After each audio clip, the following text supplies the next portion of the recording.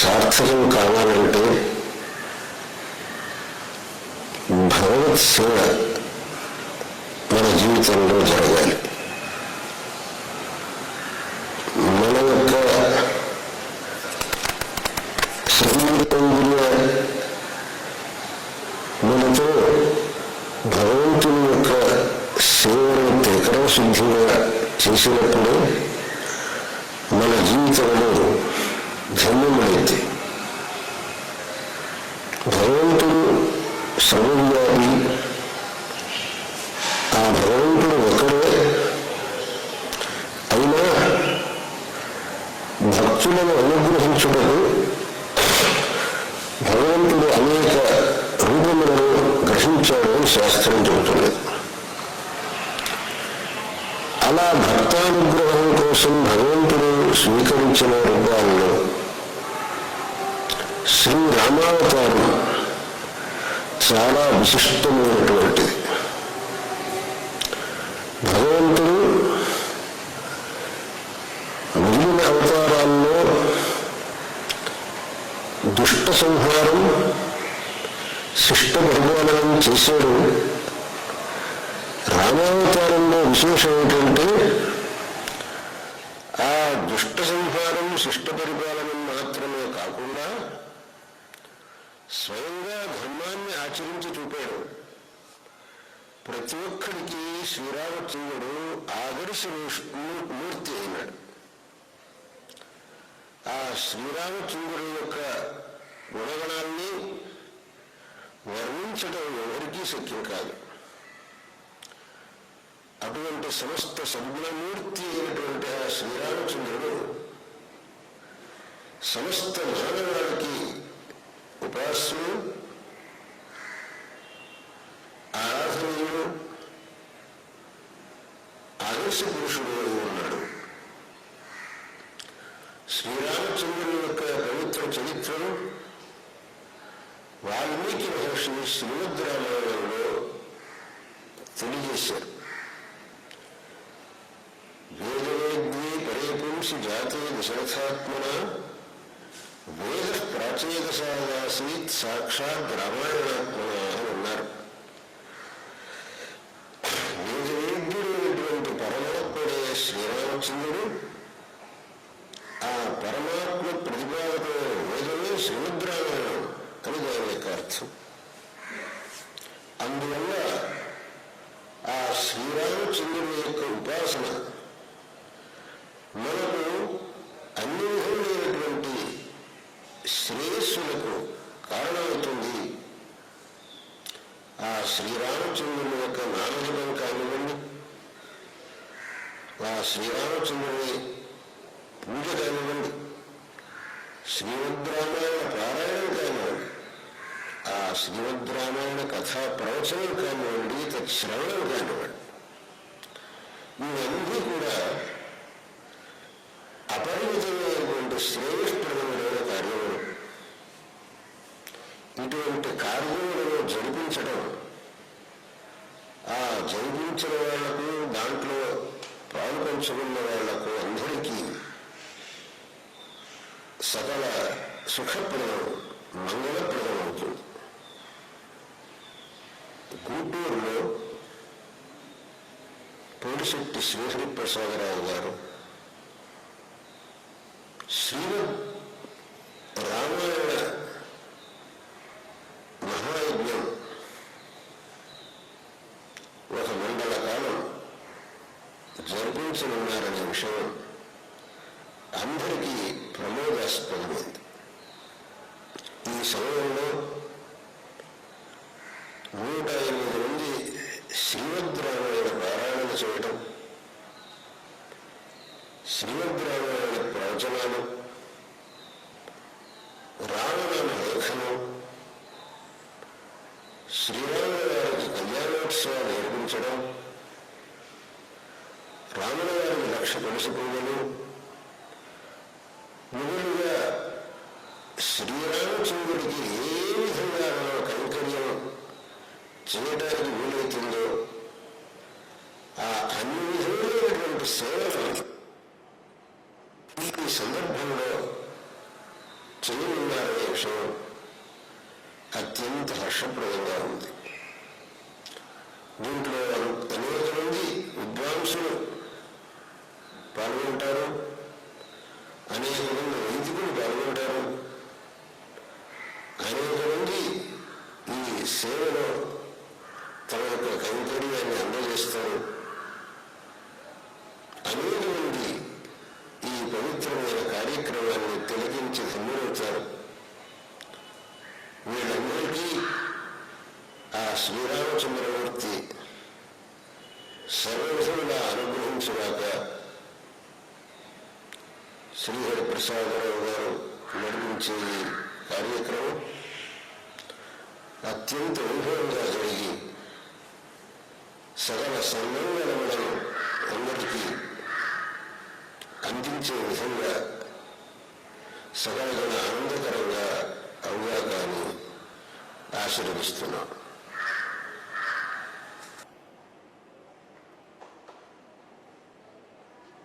గురుదేవో మహేశ్వర గురు సాక్షాత్ పరం బ్రహ్మ तस्मै श्रीगुरवे नमः। भारते करुणापात्रं भारते पदभूषणं भारते पदमारूढं भारते तीर्थमाश्रये। आपदामपात्तारं दातारं सर्वसम्पदां लोकाभिरामं श्रीरामं भूयो भूयो नमाम्यहम्। रामाय रामभद्राय रामचन्द्राय वेदसे रघुनाथाय नाथाय सीताय पतये नमः। వైదేహీ ఈ భక్తులందరూ రాసినటువంటి రామాయణం, ఆ రామనామం అందులో నిక్షిప్తం చేస్తాం.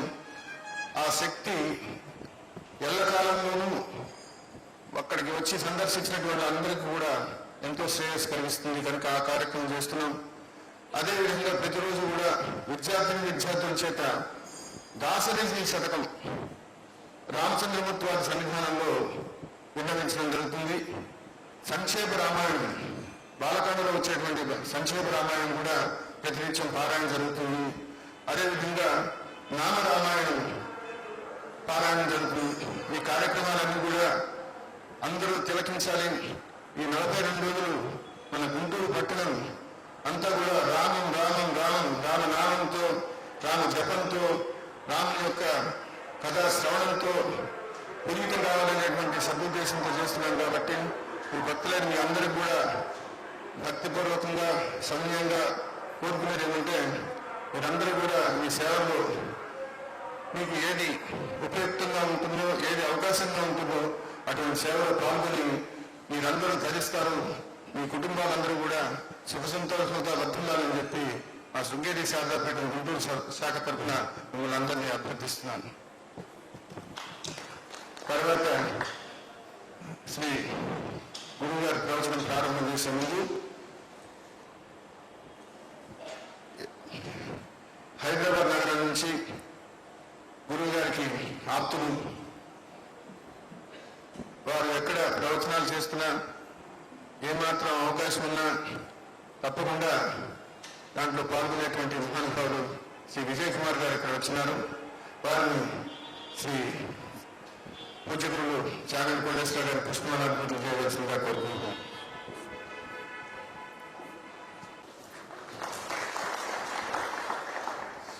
అదేవిధంగా కాశిష్యులు, పుత్ర సమానులు, గురుగారు ప్రసంగాలు వినే వారందరికీ కూడా వారి పేరు సుపరిచితం. వారిని వారు విశ్వకర్మని చెప్తూ ఉంటారు. అయ్యప్ప స్వామివారి దేవస్థానంలో జరిగేటువంటి క్రతువులు, ఆ కార్యక్రమాలు చూడాల్సిందే కానీ చెప్పనలేవు కాదు. అటువంటి వాటిని చక్కగా నిర్వహిస్తూ కాకినాడ పట్టణానికి నేను మొట్టమొదటి గురువు గారు ఇక్కడికి వచ్చినప్పుడే చెప్పాను, మోక్ష దాయకమని 7 క్షేత్రాలు చెప్తారు, ఈ 8వ క్షేత్రంగా కాకినాడని చేర్చాలని. అటువంటి మహానుభావుడు శ్రీ గోపాలకృష్ణమూర్తి గారు ఎక్కున్నారు. వారిని కూడా పూజ్య గురువుని పుష్పమాలార్పణ చేయవలసిందిగా కోరుకుంటున్నారు.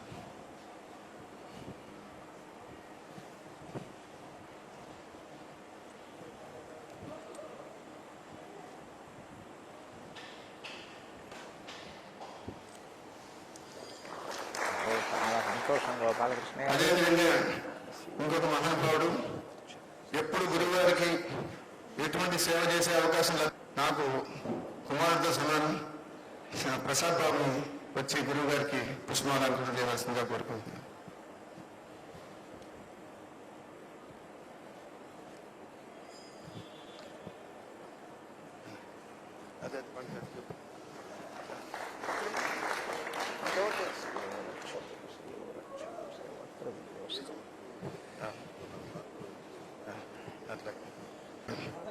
వరలక్ష్మి గారు క్షమించారు, లక్ష్మి గారినే తెలుసు. సంతోషం అమ్మా. అదేవిధంగా ఇక్కడ జరిగేటువంటి కార్యక్రమాలన్నింటిలో కూడా మాకు చిరుగోడు వాడలుగా ఉండేటువంటి మా మిత్రుడు తూలుపంటి జగన్మోహన్ గారు, వారిని కూడా వచ్చి పూజ్య గురువు శ్రీ కోటేశ్వరరావు గారి పుష్పమాలార్పణ చేయవలసిందిగా కోరుకుంటున్నాను. అయ్యయ్యో చాలా సంతోషం అమ్మా.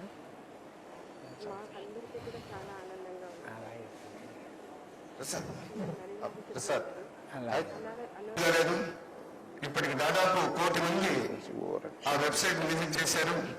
ఒక స్పిరిచువల్ వెబ్సైట్ ని అంతమంది అంత తక్కువ కాలంలో చూశారు. గురువు గారిని పుష్పమాలంకరణ చేయవలసిందిగా కోరుకుంటున్నాను. రండి. చాలా సంతోషం శ్రీహరిరావు గారు, చాలా సంతోషం.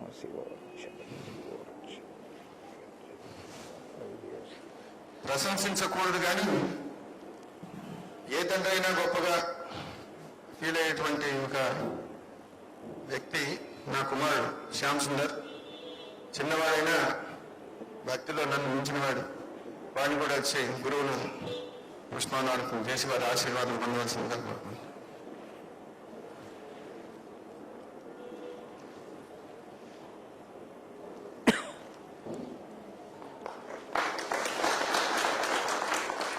ఆయుష్మాన్ భవ శివో రక్షతు సర్వత్ర విజయోస్తు సంకల్పిత కార్యేణ నిర్విఘ్నేన పరిసమాప్తి సిద్ధిరస్తు. మీరందరూ గురువుల వారి ప్రవచనం వారి అమృత కృష్ణం శశివర్ణం చతుర్భుజం ప్రసన్నవదనం ధ్యాయేత్ సర్వవిఘ్నోపశాంతయేత్.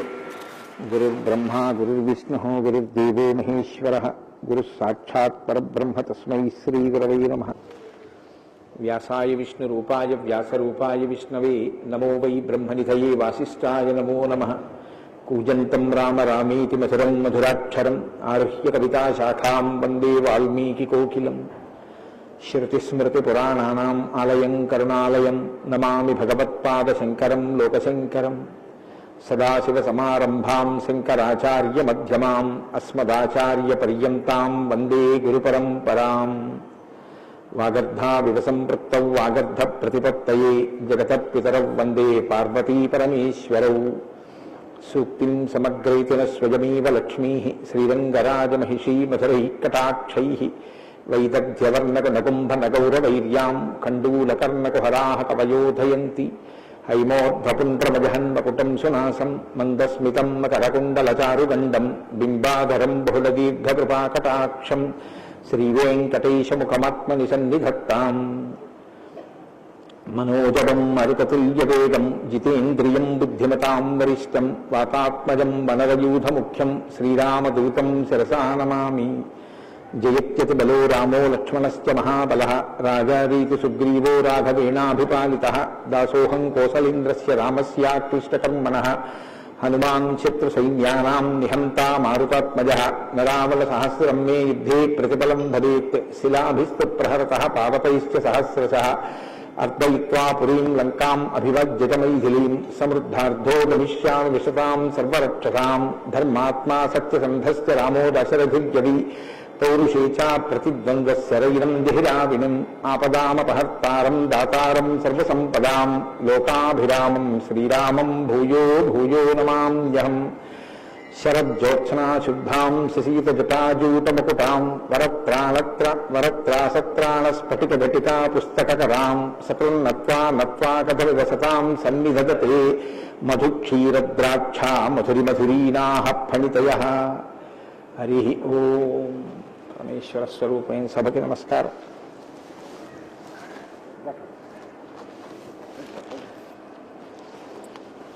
శంకర భగవత్పాదుల చేత ప్రతిష్ఠించబడినటువంటి భారతదేశం 4 మూలలా ఉన్నటువంటి 4 పీఠాలలో సార్వభౌమ పీఠంగా పరిగణింపబడినటువంటి దక్షిణ భారతదేశంలోని శృంగగిరి పీఠానికి ఆధ్వర్యం వహిస్తున్న పూజ్యపాదులు శ్రీ శ్రీ శ్రీ భారతీ తీర్థస్వామి వారి యొక్క దివ్యమైనటువంటి సందేశంతో ప్రారంభమై వారి యొక్క అనుగ్రహ ఆశీస్సులతో ప్రారంభమైన ఈ శ్రీరామాయణ యజ్ఞ కార్యక్రమంలో 42 రోజుల పాటు 7 రోజులు ఒక కాండ చొప్పున 6 కాండలు 6 ఏళ్లు 42 రోజులలో పూర్తి చేసి చిట్ట చివర పట్టాభిషేకం వరకు శ్రీరామాయణాన్ని సంపూర్ణంగా ప్రవచనం చేసేటటువంటి భాగ్యం నాకు కలగడం పరమేశ్వరుని యొక్క నిర్హేతుక కృపాకటాక్ష వీక్షణంగా భావన చేస్తున్నాను.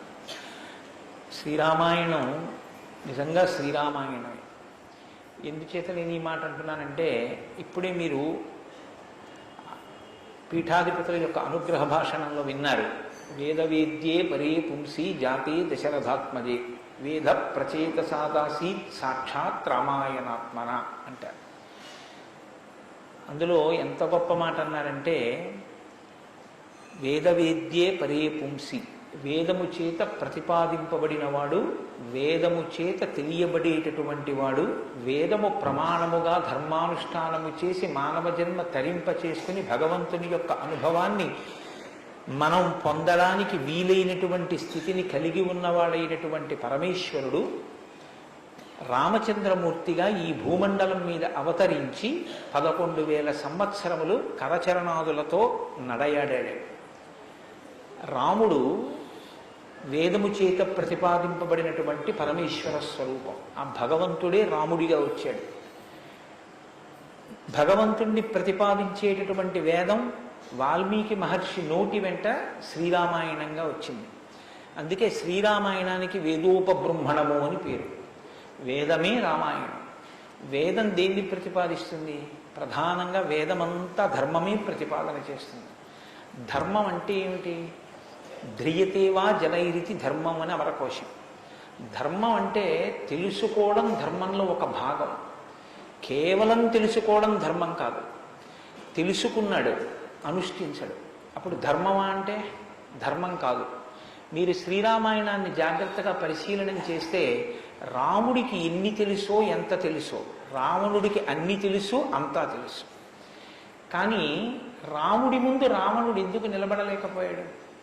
ఒక్కటే కారణం, తాను తెలుసుకున్నది తాను విన్నది అనుష్ఠించాడు రామచంద్రమూర్తి.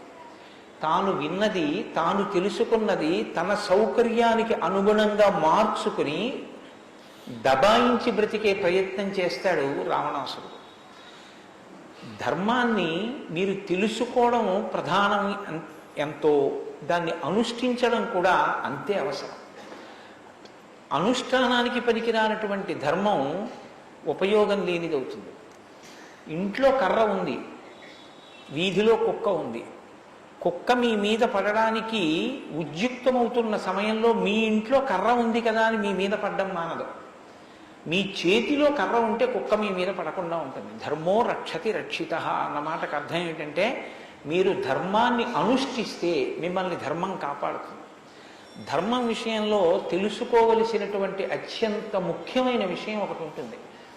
ధర్మం ఇలా అనుష్ఠిస్తే అలా వెంటనే ఫలితం ఇవ్వాలని ఎక్కడ ఉండదు. ఒకచో అలా ఉండొచ్చు. ధర్మం ఎటువంటిదంటే పంట పండడం కోసమని చెప్పి వ్యవసాయదారుడు భూమిని దున్నడం మొదలు పెడతాడు. భూమిని దున్నగానే పంట పండుతుందా? భూమిని దున్నిన తరువాత వర్షం పడే వరకు ఎదురు చూడాలి.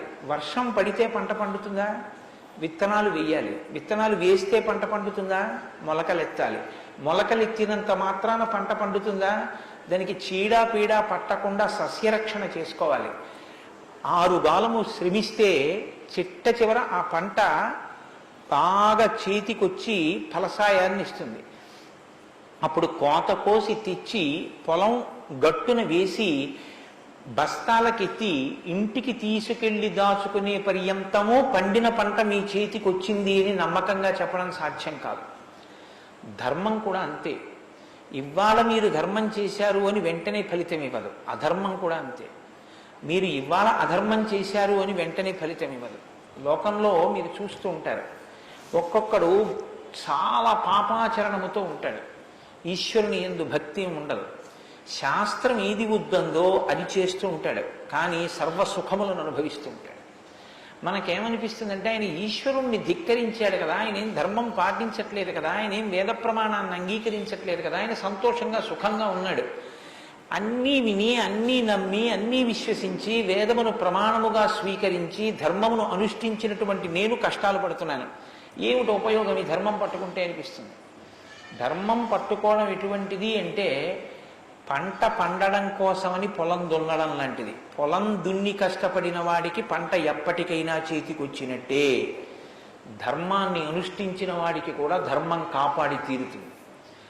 అధర్మం ఇంటికి అంటుకున్నటువంటి చిన్న మంట లాంటిది. చిన్న మంటే కదా నన్ను ఏం చేస్తుందని పడుకున్న వాడికి చిట్ట చివర ఇల్లంతా ఎలా కాలిపోతుందో, అధర్మంలో మనం ఉన్నామని తెలుసుకుని అధర్మ పథంలోంచి బయటికి వచ్చే ప్రయత్నం చేయకపోతే చిట్ట చివరికి జరిగేటటువంటి పరిణామం కూడా అలాగే ఉంటుంది. కాంచన లంక ఉంది, అంత బలగం ఉంది, అంత గొప్ప సుఖాలు అనుభవించాడు, 10 తలకాయలున్నాయి, గొప్ప తపస్సు ఉంది, ఈశ్వరుడి యొక్క అనుగ్రహాన్ని పొందాడు, పరమేశ్వరుణ్ణి సాకారంగా దర్శనం చేశాడు, పుష్పక విమానం ఎక్కి ప్రపంచమంతా తిరిగాడు. చిట్ట చివరికి ఏమయ్యాడు?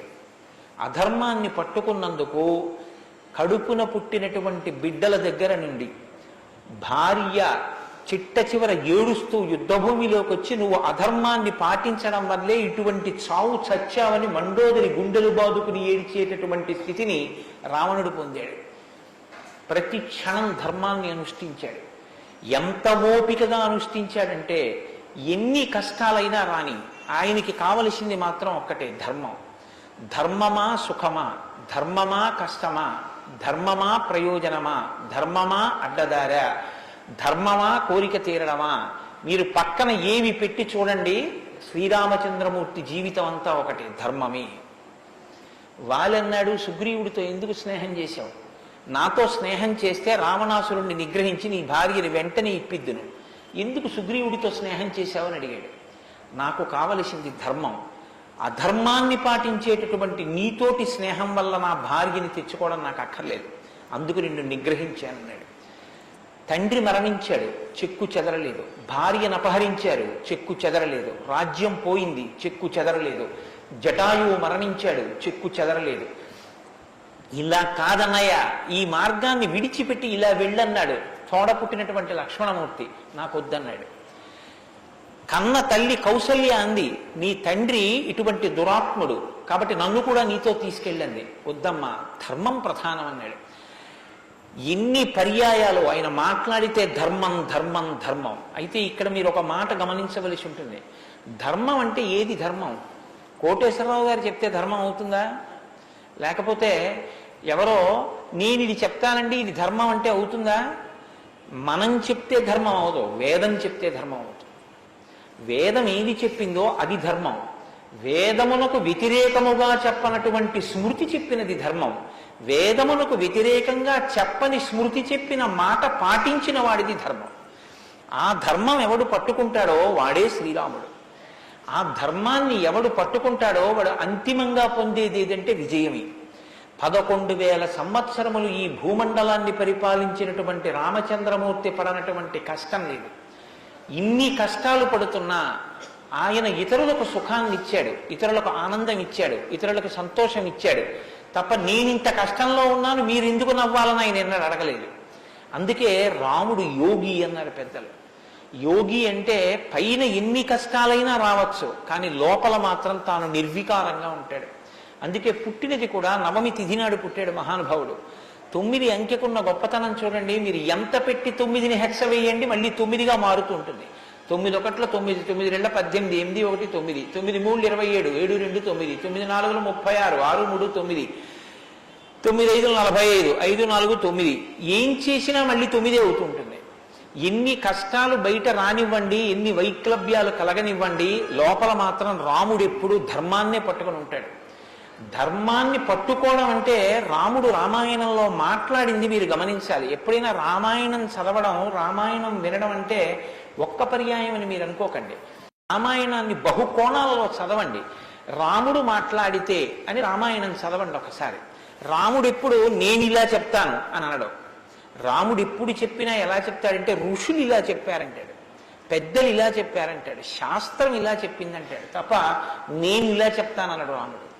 తన నిర్ణయం కాదు, తాను ఏది చెప్పాలో కాదు, శాస్త్రం ఏం చెప్పిందో చెప్తాడు, ఋషులు ఏం చెప్పారో చెప్తాడు, పెద్దలు ఏం చెప్పారో చెప్తాడు, తాను ఎందుకు ధర్మాన్ని అనుష్ఠిస్తున్నానో చెప్తాడు.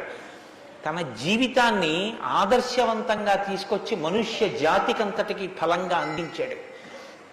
అటువంటి ధర్మాత్ముడైనటువంటి రామచంద్రమూర్తి మనుష్యుడిగా అవతారాన్ని స్వీకరించి ఉండకపోతే అసలు మనుష్యుని యొక్క జన్మ ప్రయోజనం ఇంత గొప్పవాడా మనిషి అన్న విషయమే లోకానికి అర్థమయ్యుండేది కాదు.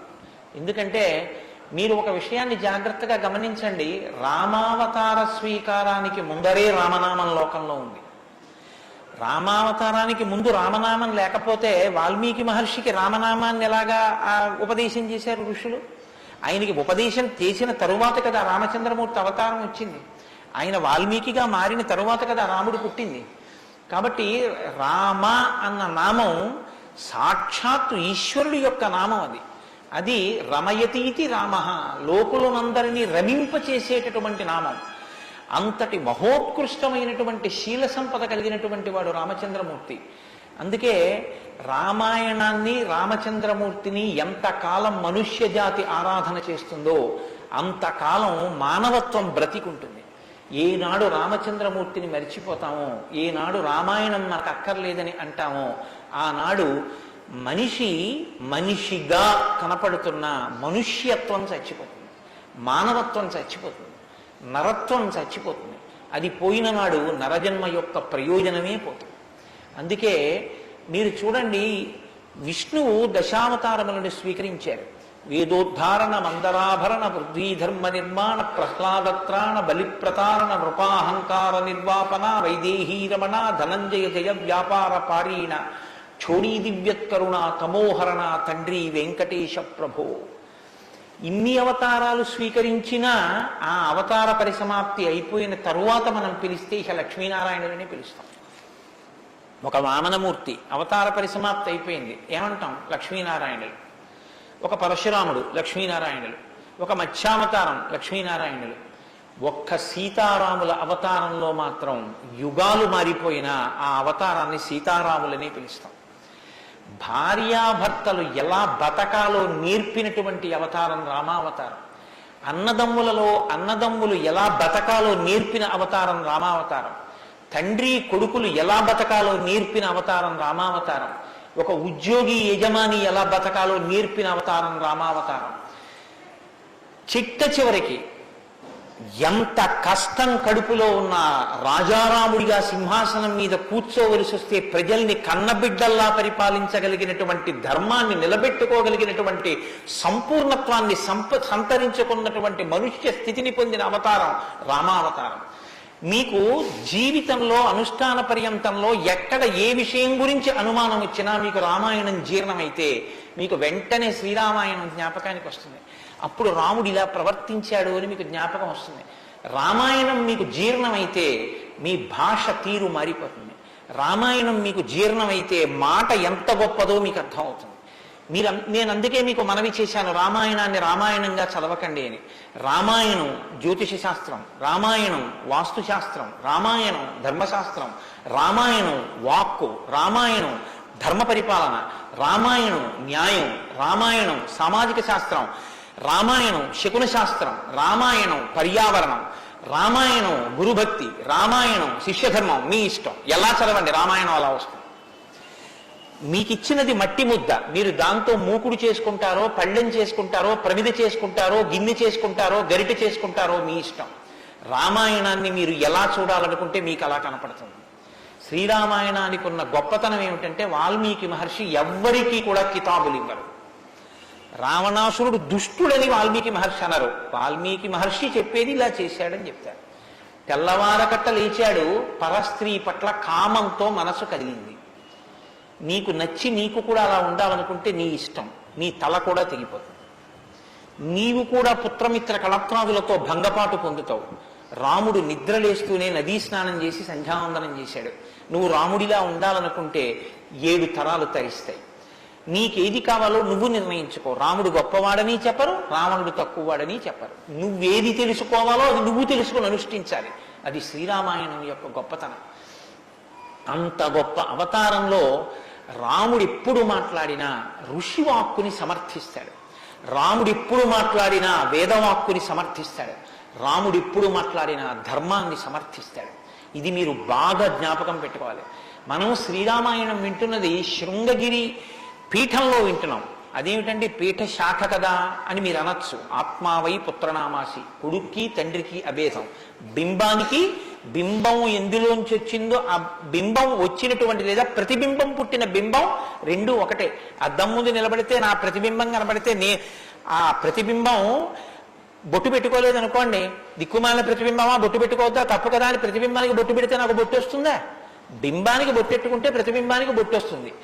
బింబానికి ప్రతిబింబానికి తండ్రికి కొడుక్కి గురువుకి శిష్యుడికి అభేదమైతే గుంటూరు శృంగగిరి పీఠ శాఖకి ఎక్కడో కర్ణాటక రాష్ట్రంలో ఉన్న శృంగగిరి పీఠానికి నా దృష్టిలో అభేదం.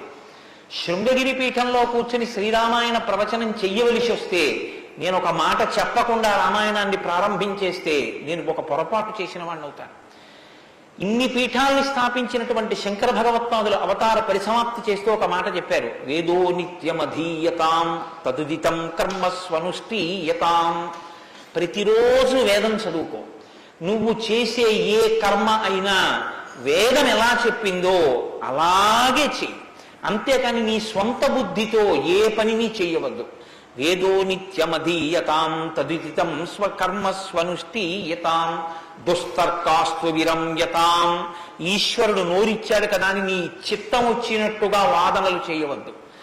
నువ్వు ఏది మాట్లాడినా శృతిశిరపక్షస్వనుష్ఠీయతాం. ఉపనిషత్తులు ఏం చెప్పాయో, వేదం ఏం చెప్పిందో దాన్ని సమర్థించడానికి నీ వాగ్బలాన్ని ఉపయోగించు.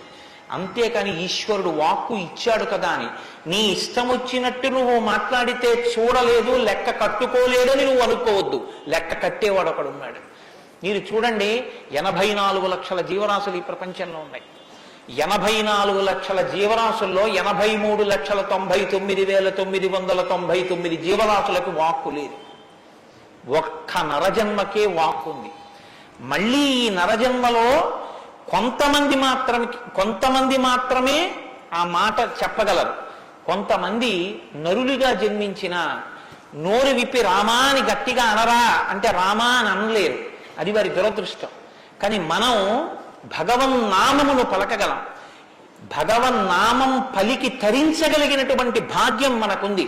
హరునకు విభీషణునకు అద్విజకున్ తిరుమంత్రనాగమై కరికి నహల్యకున్ ద్రుపద కన్యకు నాత్తి హరించు చుట్టమై బరగిన ఎట్టి నీ పతితపావన నామము నాదు జిహ్వపై నిరంతరము నటింపచేయుమి కదా చరది కరుణాపయోనిధి అని వేడుకున్నాడు గోపరాజు గారు.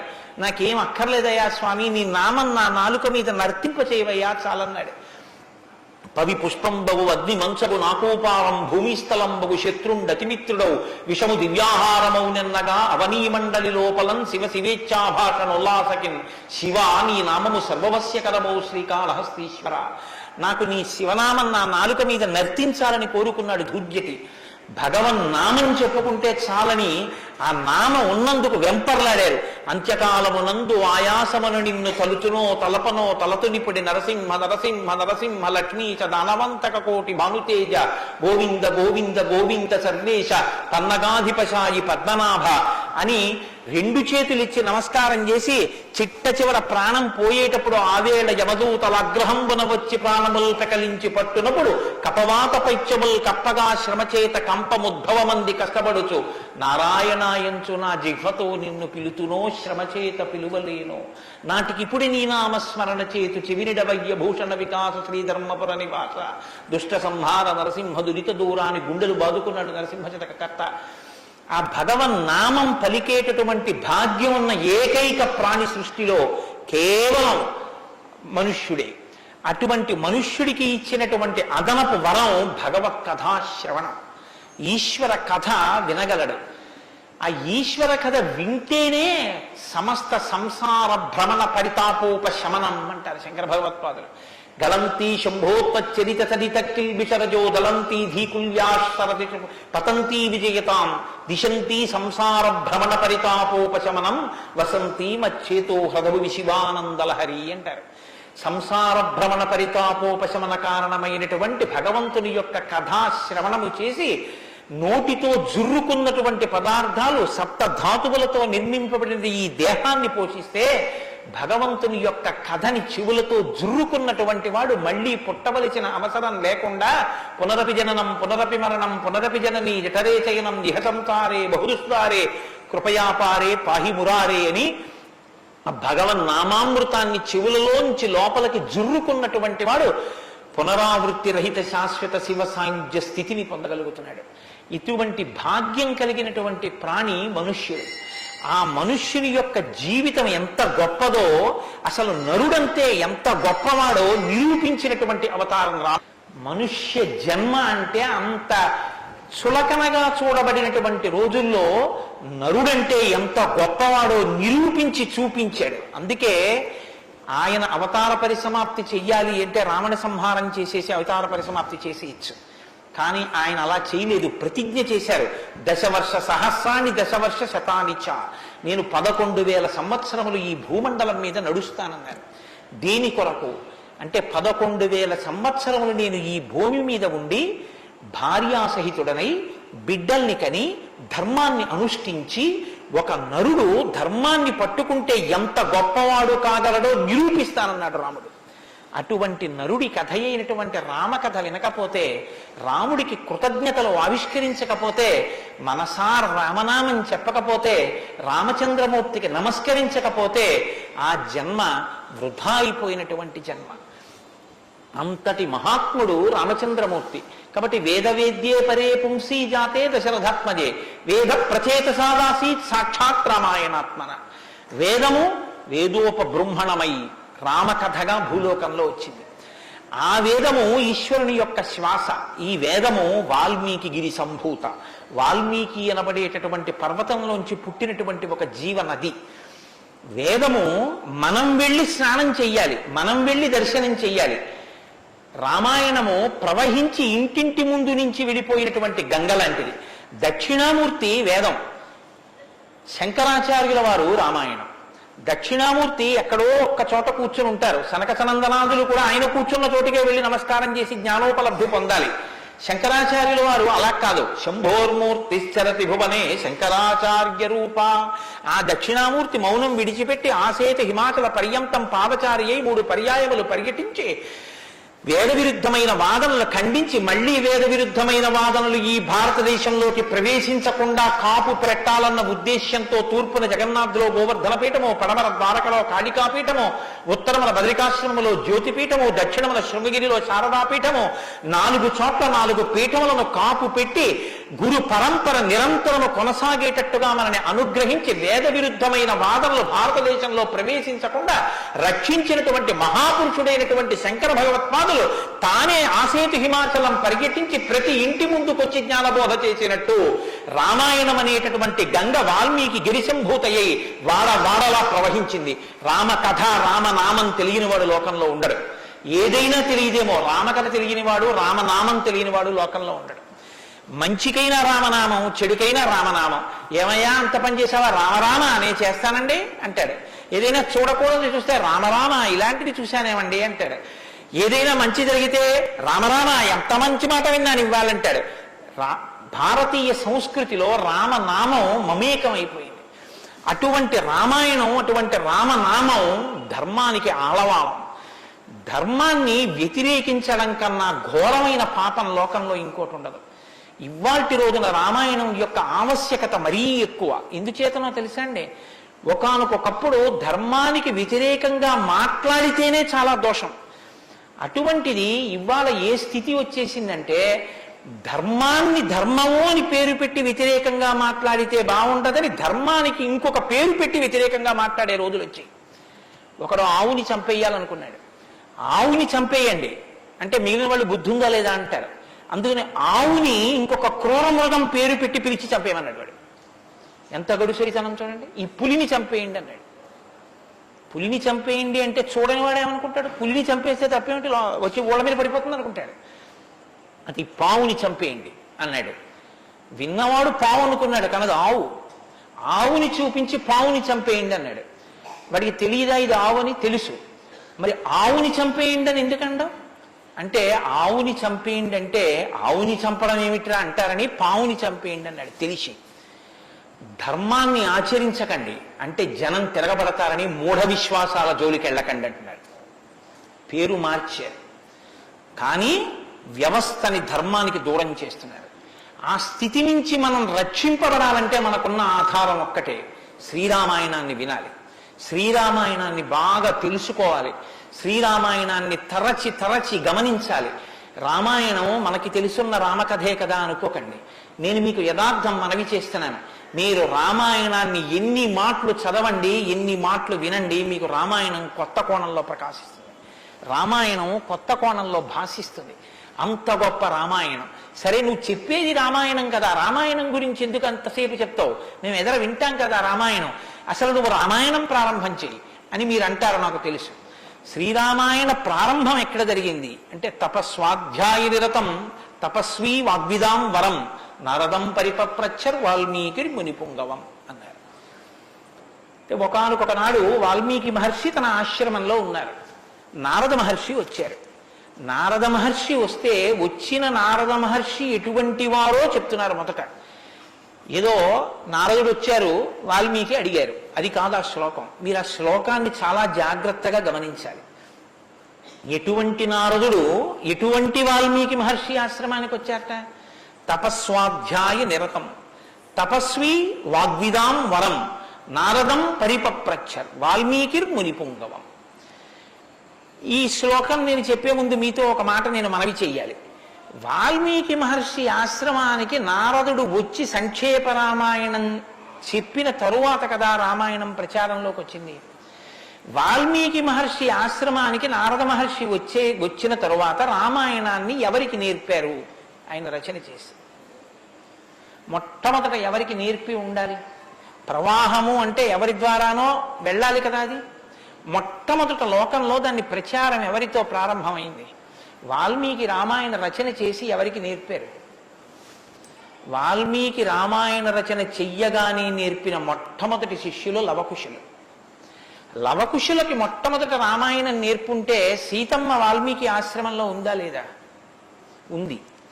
వాల్మీకి ఆశ్రమంలోకి సీతమ్మ వచ్చి లవకుశులు పెద్దవాళ్ళై గురువు గారి దగ్గర శ్రీరామాయణాన్ని ఉపదేశం పొందడానికి యోగ్యమైనంత వయస్సు వచ్చేసిన తరువాత నారద మహర్షి వచ్చారు. వచ్చి సంక్షేప రామాయణం చెప్పారు. అప్పటి వరకు రామాయణం లేదు లోకంలో, అంతే. ఇంకా తర్వాత కదా వాల్మీకి రచించారు సంక్షేప రామాయణం విన్నాక. కాబట్టి ఇప్పుడు రామాయణ కథ ఏ స్థాయిలో ఉంది, ఏ స్థితి దగ్గర ఉంది? రామాయణ రచన మొదలయ్యేప్పటికీ రామాయణం పూర్తయిపోయే స్థితిలో ఉంది. రామాయణం పూర్తయిపోయే స్థితిలో రామాయణ రచన ప్రారంభమైంది. ఇది మీరు గమనించాలి. రామచంద్రమూర్తి పుట్టక ముందు రామాయణాన్ని రచించలేదు వాల్మీకి. రామచంద్రమూర్తి పట్టాభిషేక పూర్వం రామాయణ రచన జరగలేదు. రామాయణ రచన ఎప్పుడు జరిగినట్టు? రామచంద్రమూర్తి పట్టాభిషేకం చేసుకుని సీతమ్మ తల్లిని అడవులలో విడిచిపెట్టి అడవులలో ఉన్న సీతమ్మని వాల్మీకి మహర్షి తన కుటీరానికి తీసుకెళ్లి లవకుశులు జన్మించి వాళ్ళు పెరిగి పెద్దవాళ్ళై యోగ్యులై విద్యాభ్యాసం చేసి సంగీత విద్యలో మంచి నిష్ణాతులై వాల్మీకి మహర్షి రచించిన రామాయణాన్ని బోధ చేస్తే నేర్చుకుని లోకంలో ప్రచారం చెయ్యగలిగినంత వయస్సు వాళ్ళు వచ్చిన తరువాత నారద మహర్షి వచ్చారు అక్కడికి. అలా ఎందుకు జరగాలి అంటే, వచ్చినటువంటి మహానుభావుడు రామచంద్రమూర్తిగా వచ్చాడు. మనుష్యుడిగా నడిచి చూపించేశాడు. అప్పటికే 11,000 సంవత్సరాలు ఇంచుమించు పూర్తయిపోతున్నాయి. జరిగిన కథ జరిగిపోయింది. జరిగిన కథ జరిగిపోయిన తర్వాత ఇప్పుడు వచ్చాడు నారదుడు. ఇప్పుడు జరిగిపోయిన కథలో అడుగు తీసి అడుగు వేస్తే ధర్మం. రామాయణంలో అడుగు తీసి అడుగు వేస్తే ఎంత కథ చెప్పాలండి నారదుడు వాల్మీకి మహర్షికి? రాముడు పుట్టుక ముందు దగ్గర నుంచి చాలా కష్టపడి రాముడు ఇలా మాట్లాడాడు, రాముడు అలా మాట్లాడాడు, సీతమ్మ రాముడి దగ్గరికి ఇలా వెళ్ళింది, దశరథ మహారాజు గారి దగ్గరికి రాముడు ఇలా వెళ్ళాడు, రాముడు కౌశల్య దగ్గరికి ఇలా వెళ్ళాడు, రాముడితో ఇలా మాట్లాడాడు, ఇవన్నీ నారదుడు చెప్పాలి. నారదుడు ఎలా చెప్పగలడు? చెప్పగలడు. సర్వజ్ఞుడు, మహానుభావుడు, గురుస్వరూపం కాబట్టి చెప్పగలడు. కానీ అలా చెప్తూ వెడితే రామాయణం ఎవరు చెప్పినట్టు అవుతుంది? నారదుడు చెప్పింది వాల్మీకి రాసింది అవుతుంది. మరి వాల్మీకి రామాయణ రచన చేశారని మనం ఎలా చెప్తున్నాం? ఒకటే కారణం, సంక్షేప రామాయణమే నారదుడు చెప్పాడు. కేవలం ఒక 100 శ్లోకాల దగ్గరలో రామకథని ఒక్కసారి అలా చిన్న మాల కింద అల్లి చెప్పి వెళ్ళిపోయాడంతే. మిగిలిన రామకథ రాముడు ఎలా కదిలాడో, ఎలా అడుగేశాడో, ఎలా నడిచాడో, ఎలా మాట్లాడాడో ఇవన్నీ వాల్మీకి మహర్షికి కనపడ్డాయి. ఎప్పుడు? అయిపోయాక కదండి. రాముడు పుట్టేశాక, రాముడు మాట్లాడాక, రాముడి పెళ్ళైపోయాక, రాముడు యుద్ధం చేశాక, రాముడు అప్పుడు సీతమ్మతో అంతఃపురంలో ఇలా మాట్లాడాడని వాల్మీకి తెలిసింది. ఎలా తెలిసింది? 2 కారణాలతో తెలియాలి. రాముడు చెప్పాలి, 2 వాల్మీకి ఊహ చెయ్యాలి. రాముడు చెప్తే అన్నీ అలా ఏకాంతంలో తాను సీతమ్మతో మాట్లాడినవి కూడా చెప్తాడా? మర్యాద పురుషోత్తముడైన వాడు. 2 ఊహ చేస్తే ఊహ నిజం కావాలని ఎక్కడుంది? అప్పుడు రామాయణం మీరు వేదోపబ్రహ్మణంగా ప్రమాణంగా ఎలా స్వీకరించి చెప్పుకుంటున్నారు ఇవాళకి? కాబట్టి ఆ రెండిటికి మధ్యలో ఏదో ఉండాలి మీరు నమ్మాలంటే కదా. ఇప్పుడు చెప్పండి, రామాయణం ఓ కొత్త కోణంలో మీరు వినవలసిన అవసరం ఉందా లేదా? ప్రారంభంలోనే కాబట్టి నారదుడు వచ్చాడు, వాల్మీకి చెప్పాడు, అంతే వినకండి. ఎటువంటి నారదుడు వచ్చాడు, ఎటువంటి వాల్మీకి చెప్తున్నాడు, అసలు ఏ స్థితిలో ఉన్నారు ఇప్పుడు వాల్మీకి మహర్షి అంటే సీతమ్మ తల్లి ఆయన ఆశ్రమంలో ఉంది. సీతమ్మ తల్లి ఊరట పొందడానికి కావలసిన వాతావరణం ఆశ్రమంలో ఉంది. ఆయన నిరంతరము కూడా తపస్వి అయి ఉన్నారు. తపస్వి అంటే కృచ్ఛచాంద్రాయణాది వ్రతములు చేసేటటువంటి వాడు. అంటే శుక్లపక్షంలో తిథులు పెరుగుతున్నప్పుడు ఒక్కొక్క ముద్ద పెంచుకుంటూ వెడతారు. పౌర్ణమికి పూర్తిగా భోజనం చేస్తారు. బహుళపక్షంలో ఒక్కొక్క ముద్ద తగ్గిస్తూ అమావాస్య వచ్చేటప్పటికి పూర్ణంగా ఆహారం విడిచిపెట్టేస్తారు.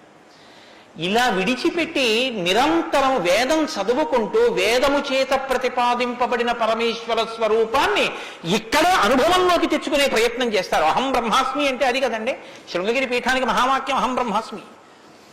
నేనే ఈశ్వరుడును అన్న వాక్యాన్ని అనుభవపూర్వకం చేసుకోవాలి. దానికి ఈ వ్రతం అంతా కర్మాచరణం.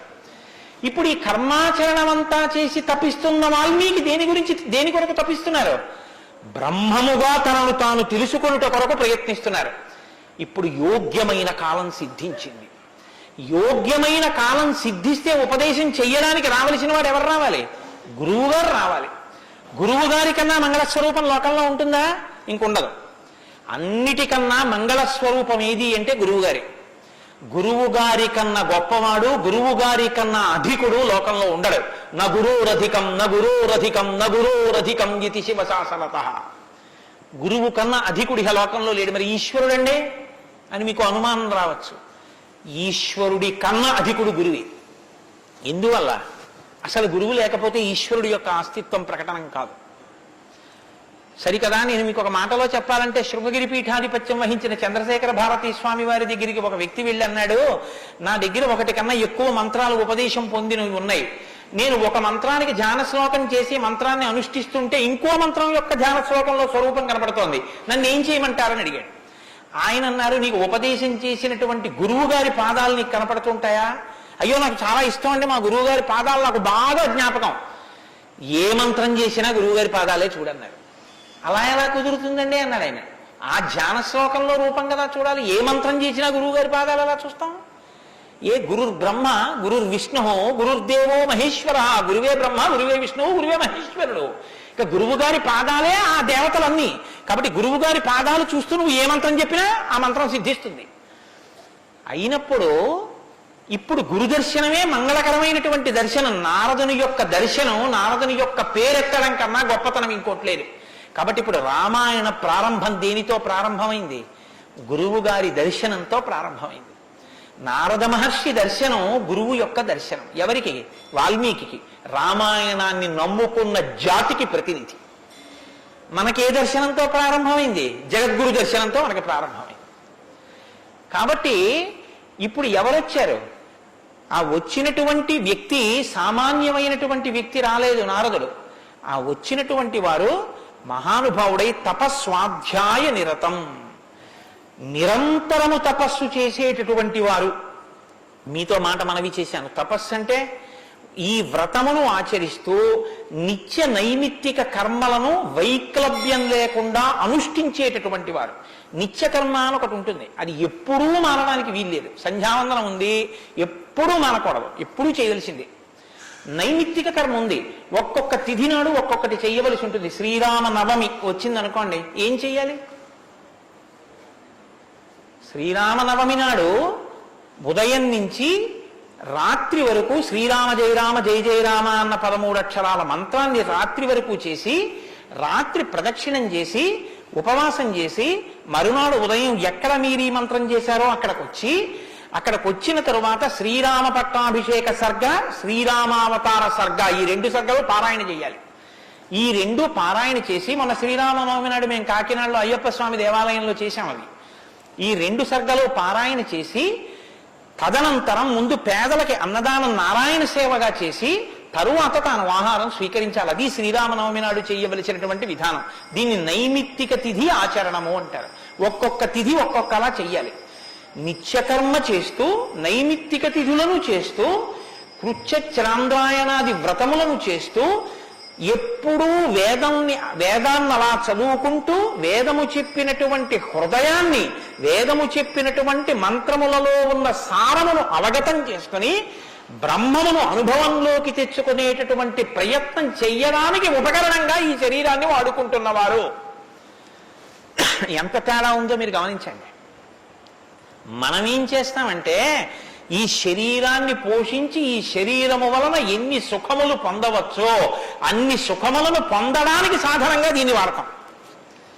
ఇది ఎందుకు అంటే దీంతో అబ్బో ఎన్ని రుచులు చూస్తాడో, దీనికి ఎన్ని స్పర్శ సుఖాలు ఇస్తాడో, దీంతో ఎన్ని వినకూడనివి వింటాడో, దీంతో ఎన్ని పీల్చకూడనివి పీలుస్తాడో. వాళ్ళు ఏం చేస్తారంటే దీన్ని సాధనంగా చేసుకుని దీన్ని ఎలా వాడుకోవాలో అలా వాడుకుంటూ దీన్ని అడ్డు పెట్టుకుని దీని ద్వారా దేన్ని తెలుసుకున్న తర్వాత ఇది పడిపోయినా పర్వాలేదో అది తెలుసుకోవడానికి ఉపకరణంగా దీన్ని వాడుకుంటాడు. ఏమిటో నువ్వు అలా అన్నావు కానీ ఆ మాట ఏం స్పష్టంగా లేదని మీరు అంటారు, నాకు తెలుసు. భగవాన్ రమణుల మాటల్లో చెప్తే మీకు స్పష్టంగా అర్థమవుతుంది. ఇప్పుడు నేను అన్న మాటకి తెలుసుకోవలసినది తెలుసుకునేంత వరకు దీన్ని ఉపకరణంగా వాడుకోవడం అంటే ఏమిటని అడిగారు రమణ మహర్షి. ఆయన అన్నారు, భోజనం చేశాక విస్తర అవతల పారేయడం. విస్తరణ ఏం చేస్తారండి? బాదమాకులు తెచ్చి, చీపురు పుల్లలు తెచ్చి, సన్నగా చీల్చి ముక్కలు చేసి అన్నం తినేటప్పుడు ఊడిపోయి అన్నంలో కలిసిపోకుండా జాగ్రత్తగా కుట్టి ఆకు తెచ్చి వేసుకుని నీళ్లు జల్లి తుడిచి పదార్థాలు వేసుకుని అన్నం అంతా తిని ఉత్తరాపోసనం పట్టిన తర్వాత అప్పుడు తీసుకెళ్లి ఆకు మీద పెంటకుప్ప మీద పారేస్తారు. అంతేగాని ఆకు పుట్టింది ఎందుకు అంటే ఆకు పుట్టింది ఎందుకు అంటే చివరి పెంటకుప్ప మీద పారేయడమేనండి, అది పారేస్తాం అంటారా? దేనికి వాడుకోవాలో దానికి జాగ్రత్తగా వాడుకుని ఆ ప్రయోజనం అయిపోయిన తరువాత పెంటకుప్ప మీద విస్తరాకుని పడేసినట్టు దీన్ని సాధనంగా చేసుకుని దీనిలో ఉండి దీనితో తరించి దీనిలో ఉండి దీని వలన బ్రహ్మం అంటే ఏమిటో తెలుసుకుని అనుభవంలోకి వచ్చిన తర్వాత ఇది పడిపోతున్నా ఇది నేను కాదన్న సత్యం ఎరుకలోకి రావడం వల్ల దీని మీద భ్రాంతి లేకుండా ఇది పడిపోతున్నా సాక్షిగా చూసి ఇది పడిపోయిన తర్వాత తాను ఒకటి ఏది మారని సత్యమో సత్యంగా నిలబడిపోవడాన్ని నిత్య నైమిత్తిక కర్మాచరణ చేత తాను పొందవలసిన స్థితిని పొందగలిగినటువంటి తపస్వాధ్యాయ నిరతుడు అని పిలుస్తారు. ఇప్పుడు నారదుడు అది అంటే ఇప్పుడు ఆయన సద్గురువు మహానుభావుడై ఉన్నాడు. నారం దదాతి ఇది నారద, ఆయన జ్ఞానం ఇస్తాడు. కాబట్టి ఇప్పుడు తపస్వాధ్యాయ నిరతం అటువంటి వారు ఎక్కడికి వచ్చారు? వాగ్విదాం వరం. ఆయన ఎటువంటి వాడు? వాగ్విద. వాక్ అంటే వేదం, వాక్ అంటే బ్రహ్మం, విదురు అంటే తెలుసుకున్నవాడు. విద్దెన్న ధాతువులోంచే వేదము అన్న మాట వచ్చింది. ఏది తెలుసుకున్న తర్వాత ఇంకొకటి తెలుసుకోక్కర్లేదో అది వేదం. ఇప్పుడు తెలుసుకోవడం ఒకెత్తు, తెలుసుకున్న దాన్ని అర్థమయ్యేటట్టు చెప్పగలిగిన ప్రజ్ఞ ఒకెత్తు. ఒక ఆయన తెలుసుకున్నాడు కానీ ఆయన చెప్పలేడు, ఆయన చెప్తే అయోమయంగా ఉంటుంది. ఒక ఆయన స్పష్టంగా చెప్పగలడు, తాను అనుభవించాడు, అనుభవించిన దాని వైపుకి మిమ్మల్ని తిప్పగలడు, ఈ ప్రజ్ఞ ఉన్నవాడు. కాబట్టి వాగ్విదాం వరహ, బ్రహ్మమును బాగా తెలుసుకున్న వాళ్ళల్లో శ్రేష్ఠుడైన వాడు తాను తెలుసుకుని శిష్యుల్ని ఉద్ధరించడం కోసం కిందికి దిగొచ్చి మాట్లాడగలిగినటువంటి ప్రజ్ఞ కలిగిన వాడు. ఇటువంటి వాగ్విదాంవరం నారదం. అటువంటి నారదుణ్ణి ఎవరు ప్రశ్నించారు? ఇప్పుడు అడిగినవాడు వాల్మీకి మహర్షి. ఆయన ఎటువంటి వారు? తపస్వి, తపస్సు చేస్తున్నవారు. తపస్సు అంటే నేను మీకు ఇందాక చెప్పాను, బ్రహ్మమును తెలుసుకోవాలని తాపత్రయంతో ఉన్నటువంటి వారు, భావన వ్యగ్రతతో ఉన్నవారు. ఈయన నారదుణ్ణి అడిగారు. ఏమని అడిగారు? అయ్యా మీరు వచ్చారు, చాలా సంతోషం అండి, నాకు ఏ ఆపదలు రాకుండా మా అబ్బాయికి ఉద్యోగం వచ్చేటట్టు, నాకు సంతోషంగా ఉండేటట్టు, మా ఆశ్రమంలో ఆవులన్నీ ఎప్పుడు పాలిచ్చేట్టు చూడండి అని అడగలేదు ఆయన. ఆయన ఒక చిత్రమైన ప్రశ్న ఒకటి వేశాడు. అది లోకంలో సాధారణంగా ఎవ్వరూ అడగని ప్రశ్న. అందుకని రామాయణం పుట్టింది, లేకపోతే రామాయణం పుట్టే అవకాశం లేదు. మీరు ఒకటి బాగా జ్ఞాపకం పెట్టుకోండి, జ్ఞానం ఎక్కడి నుంచి పుడుతుంది అంటే ప్రశ్న చక్కగా వెయ్యగలిగినటువంటి శిష్య ప్రజ్ఞలోంచి పుడుతుంది. నేను నారదం పరిపప్రచ్ఛ, పరిప్రశ్న చేశారు. ప్రశ్న అంటే అడగడం అండి. నేను ప్రశ్న వేశానండి అంటే అర్థం ఏంటి? నేను మిమ్మల్ని అడిగాను అని. పరిప్రశ్న అంటే ఇది బాగా అర్థం చేసుకోవాలి. నారదుణ్ణి పట్టుకుని ఏదో అడిగేస్తే ఆయన ఏం చెప్పడం అలాగా. పరిప్రశ్న చేస్తే చెప్పాడు ఆయన. పరిప్రశ్న అంటే, ప్రశ్న అంటే అడగడం, పరి అంటే, పరి అన్న మాట ముందు కలిపారు మహర్షి. పరి అంటే బాగా జ్ఞాపకం పెట్టుకోండి. ఇప్పుడు నేను ఎవరిని అడుగుతున్నానో ఆ మహానుభావుడు నోరు విప్పి చెప్పినటువంటి మాట త్రికాలముల యందు సత్యమే. ఆయన చెప్పిన మాట మీద నాకు అవిశ్వాసం అన్న మాట ఉండక్కర్లేదు. ఆయన అన్నారు అంటే అది జరిగి తీరుతుందంతే. ఆయన చెప్పింది చేస్తే ఆ ఫలితం వస్తుందంతే. ఆయనటువంటి శక్తివంతుడు. ఈ నమ్మకం మీకు ఉండి అడగడం మొదలు పెడితే శ్రద్ధ, పరిప్రశ్నకి ముందేముంటుందో తెలుసా అంటే శ్రద్ధ ఉంటుంది. శ్రద్ధ లేకుండా వినయం ఎలా వస్తుందండి మీరు నాకు చెప్పండి. ఇప్పుడు నేను ఒక ఆయన దగ్గరికి వెళ్ళి ఇలా అయ్యా నమస్కారం అండి అని ఇలా ప్రణిపాతం చేసి నేల మీద పడి ఎంతో ఇదిగా 2 చేతులు ఇలా చాపి అయ్యా మీరు నాకు దయచేసి అనుగ్రహించి ఇది చెప్పాలని ఎందుకు అడుగుతాను? ఆయన శక్తివంతుడని నేను నమ్మితేను. వీడి మొహం వీడికేం వచ్చు అనుకున్నాను అనుకో, నేను నీకేం తెలిసాడా అంటాం అంతే. పరిప్రశ్న చేస్తారంటే వినయం ఎప్పుడు ఉంటుంది? ఆయన శక్తివంతుడని తెలిస్తే వినయం ఉంటుంది. ఆయన శక్తివంతుడని మీరు నమ్మడాన్ని శాస్త్రంలో ఏమంటారో తెలుసా అండి? శ్రద్ధ అని పిలుస్తారు. శంకరాచార్యులు వారు భాష్యం చేస్తూ శ్రద్ధ అన్న మాట గురించి ఒక మాట చెప్పారు. శాస్త్రస్య గురువాక్యస్య సత్యబుద్ధ్యావధారణ సా శ్రద్ధా కవితా సిద్ధి యయా వస్తూపలభ్యతే. శ్రద్ధ అన్న మాటకు అర్థం ఏమిటంటే శాస్త్రము చెప్పినా గురువు గారు చెప్పినా అది పరమ సత్యము, ఇక దానికి తిరుగులేదు, అది కాని పాటిస్తే మనకి ఫలితము వచ్చి తీరుతుందని నమ్మడమే శ్రద్ధ అని పేరు. ఆ శ్రద్ధ ఎక్కడుందో దానిలోంచి వినయం వస్తుంది. అప్పుడు గురువు గారిని చూసి వంగి వంగి వంగి వంగి నమస్కరించి మాట్లాడతావు. ఎందుకు మాట్లాడాలైనా? ఆయన ఏం చేతకాకో మాట్లాడకపోతే ఆనందించలేని వాడో కాడు. ఆయన ఒక్కడు తనలో తాను ఆనందించగలడు. మరి ఇప్పుడు ఎందుకు మాట్లాడుతున్నాడు? నీ కొరకు మాట్లాడుతున్నాడు. ఆయన త్యాగం చేశాడు. ఆయన కంఠానికి శోష కలిగింది అంటే బాధ కలిగింది. ఆయన ఊపిరికి ఘర్షణ కలిగింది. ఆయన శరీరానికి చెమట పట్టింది. దేని కొరకు? నీ కొరకు. ఆయన నీ కొరకు మాట్లాడుతున్నాడు. ఇది గుర్తిస్తే వినయం. ఈ త్యాగానికి నేనేమి ఇవ్వగలను ఆయనకి? ఈ కృతజ్ఞతాభావంతో నువ్వు నిలబడగలిగితే, అలా నువ్వు ప్రశ్నించగలిగితే పరిప్రశ్న అంటారు. ఇప్పుడు నారదం పరిపప్రచ్ఛ ఇలా ప్రశ్న వేశాడు తప్ప ఏదో ప్రశ్న వేస్తే రామాయణం వచ్చిందని మీరు అనుకోకండి. పరిప్రశ్న చేస్తే రామాయణం వచ్చింది. ఇప్పటి వరకు నారదుడు ఏం మాట్లాడలేదు. మీరు బాగా గమనించండి. వచ్చాడంతే. లోపలికి వచ్చారు, వాల్మీకి మహర్షి చూశారు, అర్ఘ్యపాద్యాదులు ఇచ్చారు, కూర్చోబెట్టారు. ఇప్పుడు పరిప్రశ్న చేస్తున్నారు. ఏ ప్రశ్న వేస్తే అసలు రామాయణం గురించి చెప్పారు ఆయన. వాల్మీకి మహర్షి అడిగిన ప్రశ్న ఏమిటంటే ఆయన్ని కోన్వస్మిన్ సాంప్రదం లోకే గుణవాన్ కస్య వీర్యవాన్ ధర్మజ్ఞస్య కృతజ్ఞస్య సత్యవాక్యో దృఢవ్రతః చారిత్రేణి చ కోయుక్తః సర్వభూతేషు కోష్టః విద్వాన్ కః కస్సమర్థస్య కశ్చైక ప్రియదర్శనః ఆత్మవాన్ కో జితక్రోధో ద్యుతిమాన్ కో ననసూయకః కస్య బిభ్యతి దేవాశ్చ జాతరోషస్య సంయుగే. 16 గుణములు అడిగారు ఆయన.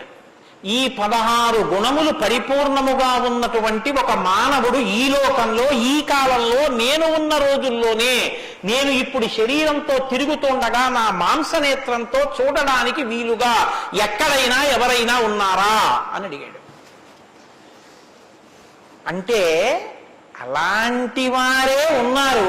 ఆయన భార్యయే తన ఆశ్రమంలో ఉంది. ఇది తెలుసా వాల్మీకి? తెలియదని చెప్పవలసి ఉంటుంది. మరి ఇప్పుడు ఎందుకు వచ్చింది ఈ ప్రశ్న ఆయన నోటి వెంట? అమ్మవారు వచ్చింది కాబట్టి వచ్చింది. అమ్మవారు ఎందుకు వచ్చింది? అసలు రహస్యం ఏమిటంటే రామాయణం లోకానికి అందాలంటే సీతమ్మ యొక్క సేవాభాగ్యం వాల్మీకి లభించాలి. సీతమ్మ సేవాభాగ్యమే శారదాదేవి సేవాభాగ్యం.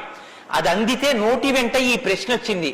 నోటి వెంట ఒక్క ప్రశ్న వస్తే యుగాలు మారిపోయినా మనుష్యుడిగా పుట్టిన ప్రతివాణ్ణి తరింపచేయగలిగిన ఒక ఆది కావ్యం ఆయన నోటి వెంట వచ్చింది. ఇది రావడానికి ముందు సీతమ్మ రావాలి. అందుకని ముందు సీతమ్మ వచ్చేసింది ఆశ్రమానికి. వచ్చి అక్కడ కూర్చుంది. ఆ రామాయణాన్ని ప్రచారం చెయ్యగలిగిన యోగ్యమైన శిష్యుల్ని కూడా సీతమ్మే వాల్మీకి ఇచ్చింది లవకుశల రూపంలో. ఇది వాల్మీకిని సీతమ్మ తరింపచేసిన తీరు మీరు జాగ్రత్తగా గమనించగలిగితే వాల్మీకి తరించడానికి మొదటి కారణం సీతమ్మే. అందుకే ఆయన అన్నారు, నేను చెప్పిన రామాయణానికి పేరేమిటో తెలుసా? సీతాయా చరితం మహత్ అన్నారు. అది సీతమ్మ చరిత్ర అన్నారు. తల్లి ఎంత గొప్ప తల్లు మీరు ఆలోచించండి. అందుకే సీతమ్మ ఒకరు, శారదమ్మ ఒకరా? కాదు. సీతమ్మే శారదమ్మ. కాబట్టే అంత జ్ఞానం వాల్మీకి ఇచ్చి ఈ ప్రశ్న వేయించింది. ఎందుకు వేయించాలి? సీతమ్మ వెళ్ళిపోతే రామావతారం వెళ్ళిపోతుంది. ఇక సీతమ్మ వెళ్ళిపోతుంది. ఆ రోజులు వచ్చేసాయి. అప్పటికి ఆ రోజు వచ్చేసింది. ఎందుకంటే ఇక అశ్వమేధయాగం చేసేస్తాడు రాముడు. అశ్వమేధయాగం చేస్తే సీతమ్మ కనపడుతుంది రాముడికి. సీతమ్మ రాముడికి కనపడితే వేరొకసారి పాతివ్రత్యాన్ని నిరూపించుకోమని చెప్తాడు. ఎందుకు చెప్తాడంటే ఎప్పుడు లోకం కోసం, తన కోసం కాదు. ఈ మాట అనగానే ఆవిడంటుంది, నా ప్రయోజనం అయిపోయిందా, నీకు భార్యగా నీ వంశాన్ని నిలబెట్టడానికి. రామకథ నరుడి కథ బాగా గుర్తుపెట్టుకోండి. రామకథ దేవుడి కథని మీకు జరిగితే మీకు ఎంత పనికి వస్తుందో నేను చెప్పలేను. రామకథ నరుడి కథని మీరు వినండి, మీకు పనికొస్తుంది. అందుకే సీతమ్మ ఈ మాట అంది, నేను ఎందుకు వచ్చానో తెలుసా నీ పక్కకి? నీ వంశం తరించాలి. నీ వంశం తరించాలంటే నీకు పితృరుణం తీరాలి. పితృరుణం తీరాలంటే నీకు బిడ్డలు కనాలి. నీకు బిడ్డలు పుట్టాలి అంటే నా సహకారం ఉండాలి. నేను నా శరీరాన్ని త్యాగం చేస్తే నా కడుపులో ఉన్న బిడ్డలు కూడా పోతారు. పోతే నీకు పితృరుణం తీరదు. నువ్వు ఏకపత్ని వృతుడవు. ఇంకొక బిడ్డని, ఇంకొక ఆడదాన్ని స్వీకరించావు, నీ వంశం ఆగిపోతుంది. నా కారణంగా నీ వంశం ఆగకూడదు. నీ వంశం కొనసాగడానికి నీకు బిడ్డల్ని ఇచ్చాను. నా ప్రయోజనం అయిపోయింది, నేను వెళ్ళిపోతున్నానని భూమిలోకి వెళ్ళిపోయింది ఆవిడ వెళ్ళిపోయిన తర్వాత ఇక రామావతారం లేదు. సరయూ నదిలో ప్రవేశించి రామావతారం కూడా పూర్తయిపోయింది. ఇప్పుడు రామావతారం పూర్తయిపోకముందే సీతమ్మ రామాయణం పలికించాలి వాల్మీకితో. పలికించాలంటే ఈ సన్నివేశాన్ని సృష్టించాలి. నారదుణ్ణి పిలిపించింది ఆవిడ. కాబట్టి వచ్చాడు మహానుభావుడు. వస్తే ఆయన ఈ ప్రశ్న అడిగాడు. ఇప్పుడింత ఆర్తితో ఈ ప్రశ్న అనుకోకుండా నోటి వెంట వస్తే తప్ప రామాయణ కథ ప్రారంభం కాదు. అందుకని అడిగాడు, కోన్వస్మిన్ సాంప్రతంలోకే గుణవాన్ కస్య వీర్యవాన్. ఈ కాలంలో నారద మహర్షి ఇప్పుడు నేను చూడడానికి వీలుగా నేను అడిగిన మహానుభావుడు ఎవరైనా ఉన్నాడా? ఎవరు? 16 గుణములు ఉన్నవాడై ఉండాలి. గుణమన్న మాటకు అర్థం ఏమిటి? తాను గురుముఖత నేర్చుకున్నటువంటి విద్య ఏ కాలమునందు ప్రవర్తనలో ఎలా ప్రకాశించాలో అలా ప్రకాశిస్తే అది గుణముగా కనపడుతుంది. మా గురువు గారు నన్ను, నాయనా ఒరే కోటేశ్వరరావు, గోవులకు సేవ చెయ్యరా అని చెప్పారనుకోండి. నేను అలా గుళ్ళోకి వెళ్ళిపోతున్నాను. ఓ అరడజన అరటిపళ్ళు పట్టుకుని దేవాలయంలోకి వెడుతున్నాను. ఒక ఆవు నా వంక చూసి ఇలా ఇలా ఇలా ఇలా నోరు చాపింది. నేను ఆ ఆవుని దవడ మీద ఒక్క దెబ్బ కొట్టి గుళ్ళోకి వెళ్ళాను. మా గురువు గారు సంతోషించచ్చా? మా గురువు గారు చెప్పారు, రే పరాశక్తికి ఆవుకి తేడా లేదురా అని చెప్పారు. ఇప్పుడు నేనేం చెప్పాలి? నేను లోపలికి వెళ్ళి అర్చకుడికి ఇస్తే నివేదన చేస్తాడు. ఇక్కడ నా తల్లి ఎదురొచ్చి నా దగ్గర ప్రత్యక్షంగా తింటానని అడుగుతోంది. అమ్మ ఏమి భాగ్యం, అక్కడ ఇంకా తొక్క తీసి పెట్టాలి, ఇక్కడ తొక్కతో తినడానికి సిద్ధంగా ఉన్నావు, నా చేత్తో పెట్టుకుంటాను. 2 చెప్పులు ఇప్పి గభాలో 2 అరటిపళ్ళు నేను పెట్టాలి. పెడితే నేను గురువాక్యాన్ని అనుష్ఠానంలోకి తెచ్చుకున్నవాడిని. ఇప్పుడు గుణముగా ప్రకాశిస్తుంది. కోటేశ్వరరావు గారండే వాళ్ళ గురువు గారు చెప్పింది గుర్తు పెట్టుకుని ఆవుకి 2 అరటిపళ్ళు పెట్టాడు. అదో గుణం. అంటే నేను నా గురించి చెప్పుకుంటున్నాను అనుకోకండి, నేనే అటువంటి పుణ్యకార్యాలు చేసిన వాడిని కాదు మహాప్రభు. ఏదో ఉదాహరణకి చెప్పానంతే, అదే స్వోత్కర్ష కోసం చెప్పిన వాడిని కాదు. కాబట్టి గుణము అంటే విన్నది, చదువుకున్నది, ప్రవర్తనయందు ఆ సందర్భంలో ప్రకటనమైతే, ప్రకాశిస్తే గుణం అవుతుంది. అలా ఉన్నాయా ఎవరికైనా? అలా ఉన్నవాడు ఉన్నాడా? గురువుగారి దగ్గర నేర్చుకున్నవి అనుష్ఠానంలోకి వచ్చేటప్పటికి గురువు ఏం చెప్పారో అలా ప్రవర్తించిన వాడు ఉన్నాడా? మీరు ఇలా వినండి రామాయణాన్ని. ఇంక తర్వాత కోన్వస్మిన్ సంప్రదంలోకే ఎప్పుడో కాదు వామనమూర్తి ఉన్నారు, నరసింహావతారం ఉందని చెప్పకు. ఇప్పుడు ఉన్నాడా? ఇది వాల్మీకి ప్రశ్న. కోన్వస్మిన్ సంప్రదాన్ కస్య వీర్యవాన్. వీర్యవాన్ అంటే వీర్యవంతుడు ఉన్నాడా? వీర్యవంతుడంటే ఎటువంటి యుద్ధం వచ్చినా చెక్కు చెదరకుండా తానుగా నిలబడి తనలో ఏ మార్పు లేకుండా బయట మార్పు తేగలిగినవాడు, ఎంతమందినైనా పడగొట్టగలిగిన వాడు. అటువంటి వాడు ఉన్నాడా? ఉంటే వీర్యవాన్. కోన్వస్మిన్ సంప్రదంలోకే గుణవాన్ కస్య వీర్యవాన్ ధర్మజ్ఞస్య. ధర్మం తెలుసుకున్నవాడు ఉన్నాడా? ధర్మం తెలియడం అంటే మీరు బాగా గుర్తుపెట్టుకోండి. ధర్మం తెలియడం అంటే ఏమిటో తెలుసా అండి? అధర్మం కూడా తెలియడం. ధర్మమే తెలిస్తే పూర్ణత్వం కాదు. ధర్మం తెలియడం అంటే అధర్మం కూడా తెలియడం. ఏది చెయ్యాలో తెలియడం అంటే ఏది చెయ్యకూడదో కూడా తెలియడం.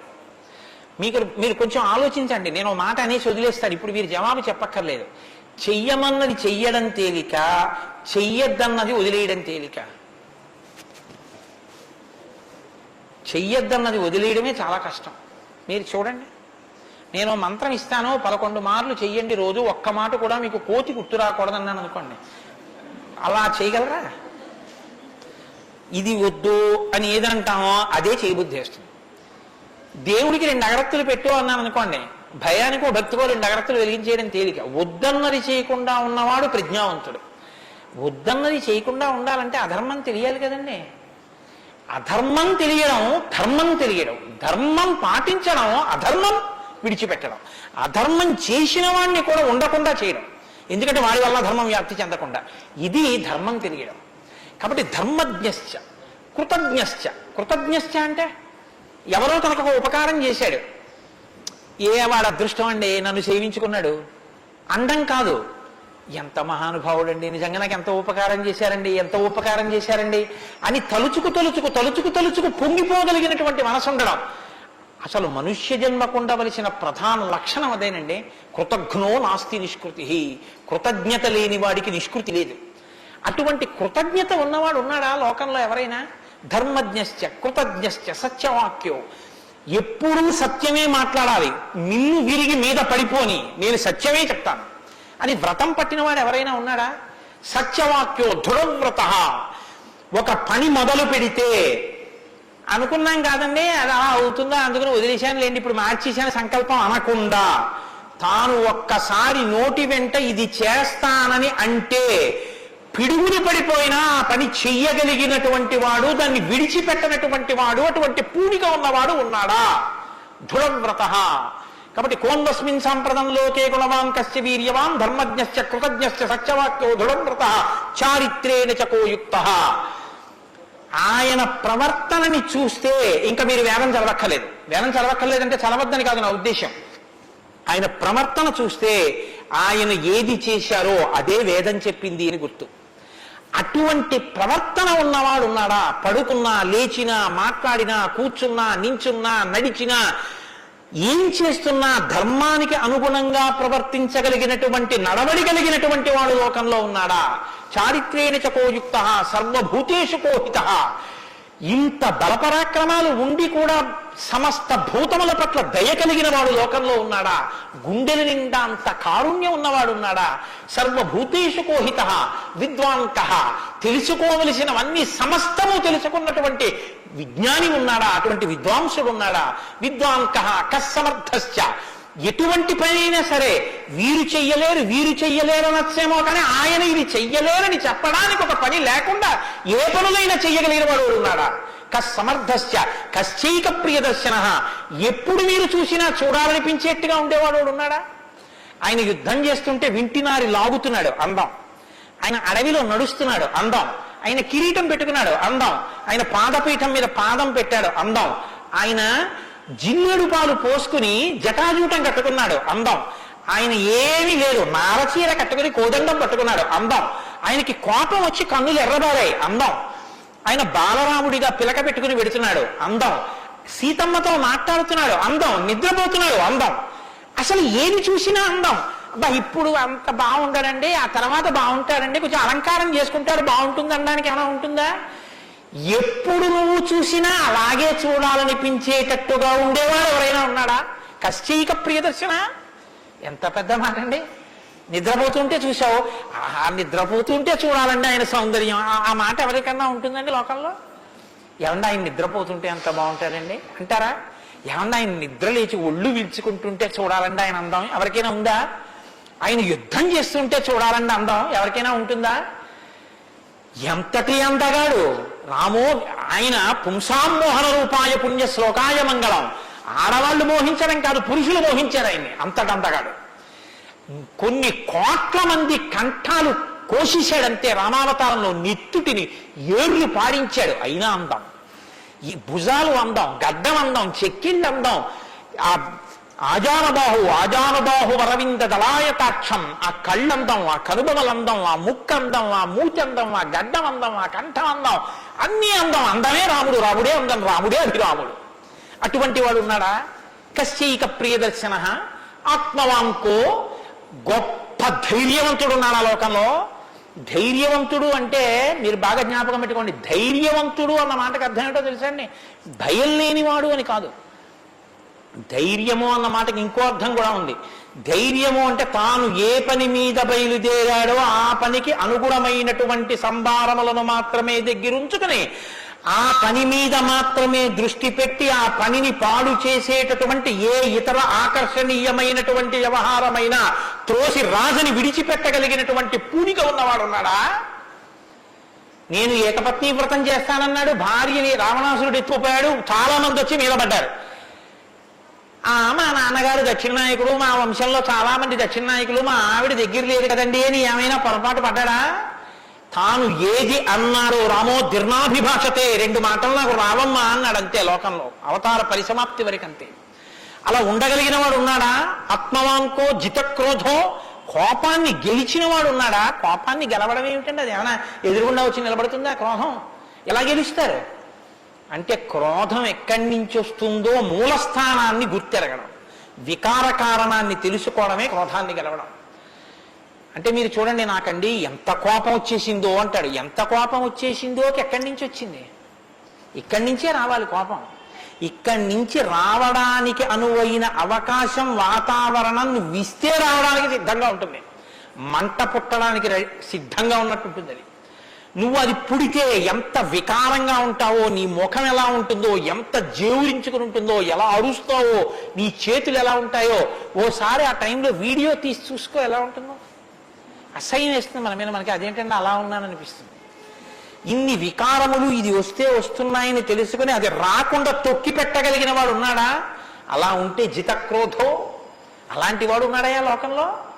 ఆత్మవాన్కో జితక్రోధో ద్యుతిమాన్కో, అపారమైనటువంటి కాంతి కలిగిన వాడు ఉన్నాడా? ద్యుతిమాన్కో ననసూయక, అసూయని గెలిచిన వాడు ఉన్నాడా? తనకన్నా గొప్పవాడు కనపడితే ఆహాహా మహాత్ములు ఎంత గొప్ప పరిశ్రమ చేశారో, ఇంత గొప్పవాడు అయ్యాడని నమస్కారం చేసి తెలుసుకోవాలి. తనకన్నా తక్కువవాడు కనపడితే ఈశ్వరానుగ్రహంతో ఈయన వృద్ధిలోకి రావాలనగలగాలి. కిందవాడిని చూసి అహంకరించకూడదు, పైవాడిని చూసి అసూయపడకూడదు. ఈ 2 ఉన్నవాడు ఉన్నాడా? ద్యుతిమాన్కో ననసూయక కస్య బిభ్యతి దేవాశ్చ జాత రోషస్య సంయుగే. కోపం లేని వాడికి కోపం ఎలా వస్తుంది మరి? అంటే కోపం తెచ్చిపెట్టుకున్నట్టు నటిస్తాడు అంతే. ఎందుకు నటించాలి అంటే ఏదో పని చక్కబెట్టాలంటే కోపం వచ్చినట్టు ఒకసారి ఇలా అంటాడు. అనేటప్పటికి అమ్మ బాబు ఆయన కోపం వచ్చిందంటే హడిలిపోయి అందరూ జాగ్రత్తగా ఉంటారు. ఎవరికి కోపం వచ్చిందని అనిపిస్తే 33 కోట్ల మంది దేవతలు కూడా ఉనికిపోతారో అలా కోపాన్ని తెచ్చి పెట్టుకునేవాడే తప్ప అసలు కోపం రావడం అన్నది లేనివాడు ఒకరిలో ఉన్నాడా? అలాంటి వాడు ఎవడైనా ఉంటే ఎప్పుడో ఉన్నాడని చెప్పద్దు, ఇప్పుడు ఉన్నాడా? నేను చూడ్డానికి వీలుగా ఉన్నాడా? ఈ కాలంలో ఉన్నాడా? ఉంటే అటువంటి వాడి గురించి నాకు చెప్పు, నాకు వినాలని ఉందన్నాడు. ఇప్పుడు వస్తోంది రామాయణం. ఇప్పుడు చెప్పాలి. నారదుడు ఎవరో తెలుసా? ఆయన రాముడే. ఆయన ఇల్లాలే నీ దగ్గర ఉంది, ఆయన బిడ్డలే నీ దగ్గర ఉన్నారు. వాల్మీకి మహర్షి ఆయనే అయోధ్యాధిపతి, ఆయనే రామచంద్ర ప్రభువు అని చెప్పే వాల్మీకి పొంగిపోవాలి కదండి. రామాయణ ఆవిర్భావం జరుగుతోందన్నమాట. ఇవాళ రామాయణం పుడుతోంది. ఆ సన్నివేశంలో ఉన్నాం మనం. ఇప్పుడు ఈ మాటలు అడిగితే వాల్మీకి మహర్షి చాలా చమత్కారమైనటువంటి జవాబు ఒకటి చెప్పారు. ఆయన అన్నారు, బహవో దుర్లభాశ్చైవ ఏత్తయా కీర్తితా గుణాః మునే వక్షామ్యహం బుద్ధ్వా తేర్యుక్త శ్రూయతాన్నరః. చాలా క్లిష్టమైనటువంటి ప్రశ్న ఒకటి అడిగావు. సాధారణంగా లోకంలో మానవుల్లో నువ్వు అడిగినటువంటి 16 గుణములు ఒక వ్యక్తి యందు ప్రకాశించేటటువంటి వాడు ఉండడు. కాబట్టి ఇప్పుడు ఎవరై ఉండాలి? నరోత్తముడై ఉండాలి, సాక్షాత్ శ్రీ మహావిష్ణువు అయి ఉండాలి. అటువంటి వాడే కాని నరుడిగానే ఉన్నాడు. ఇప్పుడు ఆయన విష్ణు అంటే ఆయనే అంగీకరించాడు. ఆయన నేను నరుణ్ణి అంటాడు, నేను దాశరథిని అంటాడు, నేను దశరథ మహారాజు కొడుకునయ్యా అంటాడు. నరుడిగా ఈ లోకంలో తిరుగుతున్నవాడు ఉన్నాడు. అటువంటి వాడి గురించి చెప్తాను, జాగ్రత్తగా వినన్నాడు. ఇది సంక్షేప రామాయణం. 100 శ్లోకాలతో ఇక్కడ ప్రతిరోజు సంక్షేప రామాయణం జరుగుతోంది అని అన్నారే. సంక్షేప రామాయణాన్ని పెద్దలు సంప్రదాయంలో ఏమని పిలుస్తారో తెలుసా అండి? మాలామంత్రము అని పిలుస్తారు. ఎందుకంటే శారదా తిలకము అని మంత్రాల గురించి చెప్పేటటువంటిది, బీజాక్షరాల గురించి చెప్పే విషయం ఒకటి ఉంది. అందులో 10 అక్షరాలు మంత్రంలో దాటిపోతే దాన్ని మాలామంత్రములని పిలుస్తారు.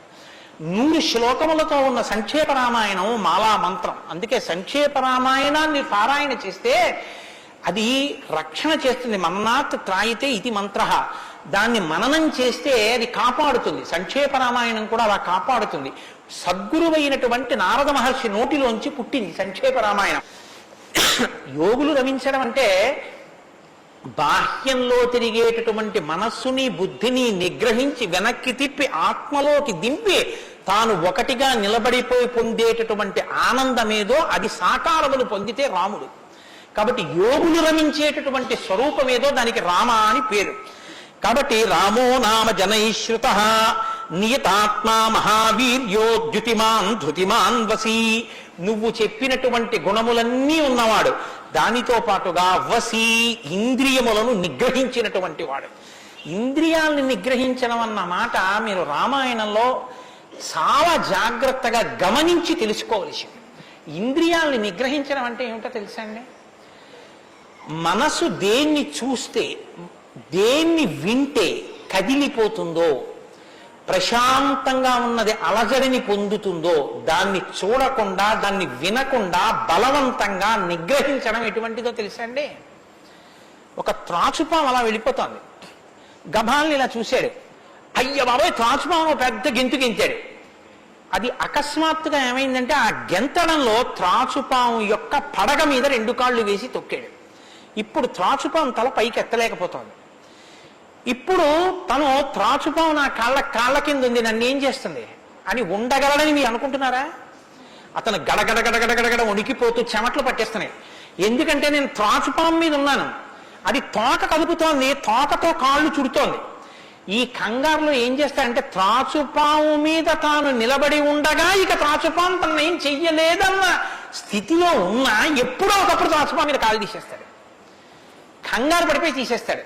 ఎప్పుడో అప్పుడు కాలు తీయడం కోసమే పాము చూస్తుంటుంది, కాటు వేసేసి పుట్లకి వెళ్ళిపోతుంది, లేకపోతే ఎక్కడికో అక్కడికి వెళ్ళిపోతుంది. రావణుడు చేసే తపస్సు, రావణుని యొక్క ఇంద్రియ నిగ్రహం అటువంటివి.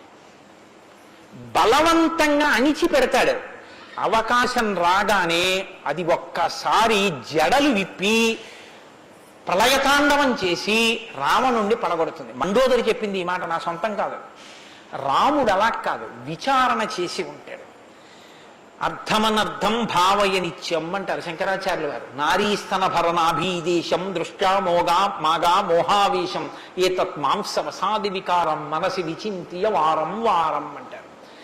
మనసు దేని చేత కదిలిపోతోందో దాని యథార్థ స్వరూపాన్ని బాగా విచారణ చేస్తారు. విచారణ చేసి ఈ పాటి దానికా నా ఒంట్లో ఉన్నటువంటి శక్తి అంతటినీ ఖర్చు చేసేస్తున్నాను అని మనసుని మరల్చే ప్రయత్నం చేసి ఆ వస్తువు తన కళ్ళ ముందు కనపడినా ఇంకా ఆయన మనసు చెక్కు చెదరదు, ఆ స్థితిని పొందుతాడు. ఇది శంకరాచార్యులు వారు నేర్పుతారు లోకానికి. గురువు చెప్పే మాట అంటే అలా ఉంటుంది. ఆయన ఎంత చమత్కారంగా అన్నారో చూడండి. నారీస్తన భరణాభీదేశం దృష్ట్యామోగా మోహావేశం. ఎందుకంత వెర్రెక్కిపోతున్నావు? యవ్వనం ఒంట్లో ఉండి ఓపికన్న కాలంలో నీ శరీరం కన్నా స్త్రీ శరీరంలో 2 వికారాలు ఉన్నాయి. శరీరపు ఊర్ధ్వభాగంలో 2 చోట్ల మాంసపు ముద్దలు పైకి పొటమరించాయి, శరీర అధోభాగంలో మాంసము కొంత లోపలికి వెళ్ళి ఉంది. ఈ 2 వికారాల కోసం నీ శరీరంలో ఉన్న సమస్త శక్తిని నశింపచేసుకున్నావు. ఇదా నీకు నరజన్మ ప్రయోజనం?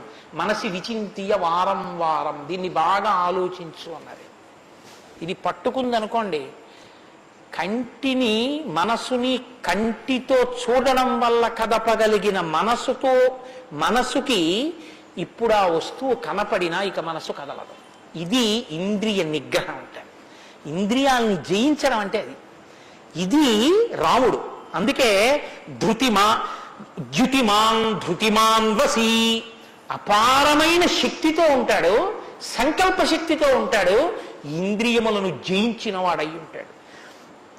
బుద్ధిమాన్ నీతిమాన్ వాగ్మి శ్రీమాన్ శత్రునిబర్హణ విపులాంసో మహాబాహు కంబుగ్రీవో మహాహను. నిజంగా శ్రీరామాయణాన్ని ప్రతి శ్లోకం ప్రతి మాట వ్యాఖ్యానం చేస్తే 42 రోజులు ఏమిటండి? నేను రిటైర్ అయిపోయే వరకు చెప్పినా శ్రీరామాయణం అయ్యేదేం కాదు, కానీ ఏదో 42 రోజుల్లో పూర్తి చేశాను అనిపించుకోవడం అంతే. కాబట్టి బుద్ధిమాన్ నీతిమాన్ వాగ్మి, అన్ని విద్యలు తెలుసున్నవాడు, శ్రీమాన్ ఐశ్వర్యం ఉన్నవాడు, శత్రు నిబర్హణ శత్రువులను నిగ్రహించగలిగిన వాడు, విపులాంశో ఎత్తైన మూపున్నవాడు, మహాబాహు బలిశిర బాహువులున్నవాడు, కంబు గ్రీవో కంఠం వంటి శంఖం వంటి కంఠం ఉన్నవాడు, మహాహనుహు ఎత్త చెక్కిళ్ల పైభాగం చాలా ఉన్నతంగా ఉన్నటువంటి వాడు. అటువంటి మహానుభావుడు ఈ లోకంలోనే ఉన్నాడు. ప్రజాపతి సమశ్రీమాం ధాతారి పురిషూదన రక్షితా జీవలోకస్య ధర్మస్య పరిరక్షిత రక్షితా స్వస్య ధర్మస్య స్వజనస్య చ రక్షిత వేద వేదంగతత్వజ్ఞో ధనుర్వేదే చ నిష్ఠితః. ఎంత గొప్పగా మాట్లాడారండి నారద మహర్షి. నిజంగా ప్రజాపతి సమశ్రీమాన్, ఈ ప్రపంచాన్నంతటినీ పోషించగలిగినటువంటి వాడు, సాక్షాత్ శ్రీ మహావిష్ణువు. ధాతారి పునిషూదన, శత్రువులను నిగ్రహించగలిగిన వాడు. రక్షిత జీవలోకస్య, ఈ లోకాలన్నింటినీ రక్షించగలిగిన వాడు.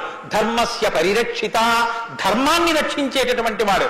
ధర్మాన్ని రక్షిస్తాడు కాబట్టి అధర్మాన్ని నిగ్రహిస్తాడు కూడా. ధర్మస్య పరిరక్షిత రక్షిత స్వస్య ధర్మస్య, తన ధర్మాన్ని తాను రక్షించుకుంటాడు. రక్షిత స్వస్య ధర్మస్య స్వజనస్య చ రక్షిత, అందరినీ రక్షిస్తే మరి స్వజనులు ఎవరు అంటే ఆయననే నమ్ముకుని ఉన్న వాళ్ళెవరో ఆ వారి రక్షణ యందు మరింత అప్రమత్తంగా ఉండేటటువంటి స్వరూపం ఉన్నటువంటి వాడు. అటువంటి వాడు సచ సర్వగుణోపేత కౌసల్యానందవర్ధన సముద్రైవ గాంభీర్యే ధైర్యేణ హిమవానివా. ఇందులోంచేనండి వాల్మీకి మహర్షి చెప్పిన శ్లోకాల్లోంచే తర్వాత ఉపమానాలన్నీ వచ్చాయి. ఇప్పటికీ మనం చూడండి, ఆయన మేరునగ ధీరుడండి అంటాం.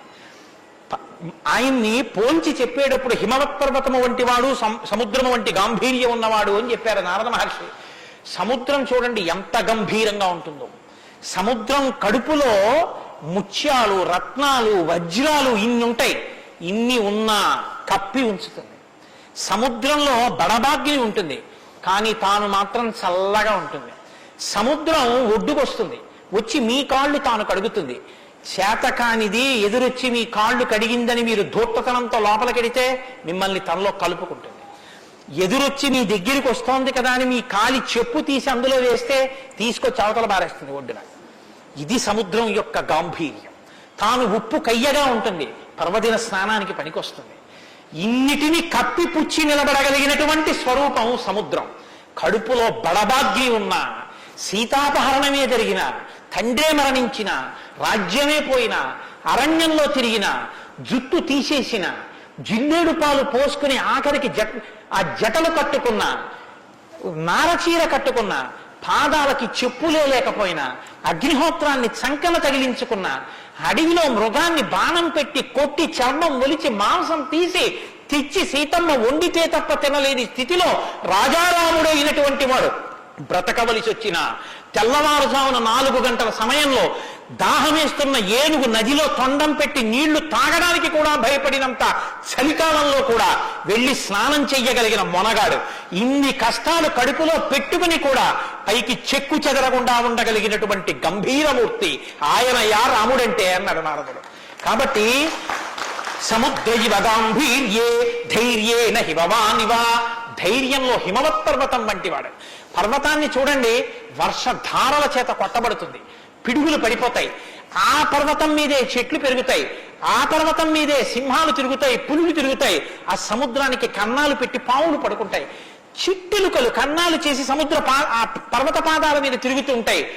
ఎలుక కన్నం పెట్టి తనలో దూరిందని బెంగపెట్టుకోదు, ఒక ధూర్తుడు కాళ్లతో పైకెక్కాడని బెంగపెట్టుకోదు, వర్షధారలు కొట్టాయని కదలదు, పిడుగులు పడ్డాయని చెక్కు చెదరదు, పులులు సింహాలు తిరుగుతున్నాయని బెంగపెట్టుకోదు, మహాత్ములు తన మీద నడుస్తున్నారని పొంగిపోదు, తన మీద ఈశ్వరుడి దేవాలయం కట్టారని పరవశించిపోదు, తాను అలాగే నిలబడి ఉంటుంది. చెక్కు చెదరక నిలబడగలిగినటువంటి పర్వతం ఎటువంటిదో రాముడు అటువంటి వాడు. ఇది నారదుడు ఒక నరుడిగా ఆయనకున్న లక్షణాలు చెప్తున్నాడు. ఇవి నీవు సంతరించుకో, కొన్నైనా ప్రతిదానికి విచలితుడమైపోవడం కాదు, ప్రతి చిన్నదానికి కదిలిపోవడం కాదు, ధైర్యంగా నిలబడగలగాలి. నాకు కాకపోతే ఎవరికి వస్తాయి? వస్తాయి కష్ట సుఖాలు అనేటటువంటివి చేసుకున్న కర్మను అనుసరించి అని నిలబడగలిగినటువంటి స్థితి రామాయణం ఇస్తుంది. విష్ణునా సదృశో వీర్యే సోమవత్ ప్రియదర్శన కాలగ్ని సదృశ క్రోధే క్షమయా పృథివీ సమః. ఏమి శ్లోకాలు వాడారండి సంక్షేప రామాయణంలో మహానుభావుడు. విష్ణునా సదృశో వీర్యే, ఆయనతో పోల్చడానికి విష్ణు ఒక్కడే ఉన్నారు. ఎందుకంటే ఇంకా ఆయనతో పోల్చడానికి అటువంటి వాడు ఇంకొకడెవరు ఉంటారు? విష్ణువుని విష్ణువుతోనే పోల్చాలి. కాబట్టి విష్ణువుతో సమానమైన వాడు. సోమవత్ ప్రియదర్శన, బాణం పట్టుకుని ఎదురుగుండా ఉన్న వాళ్ళ లక్షల మంది కంఠాలు తెగ కోసినా సరే భక్తులైన వారికి మాత్రం ఆ స్వరూపాన్ని దర్శనం చేస్తుంటే ఎంత సంతోషంగా ఉంటుందో. కాబట్టి సోమవత్ ప్రియదర్శన, లోకంలో మూడిటిని ఎంత చూసినా చూడబుద్ధే వేస్తుంది. ఎంత చూడండి చూడబుద్ధి వేస్తుంది. అందుకే పార్వతీదేవి వినాయకుడికి ఏనుగు ముఖం పెట్టించింది. పసిపిల్లలకి కూడా సంతోషం కల్పించేవి మూడు ఏమిటో తెలుసా అండి? గజముఖం, చంద్రబింబం, సముద్రం.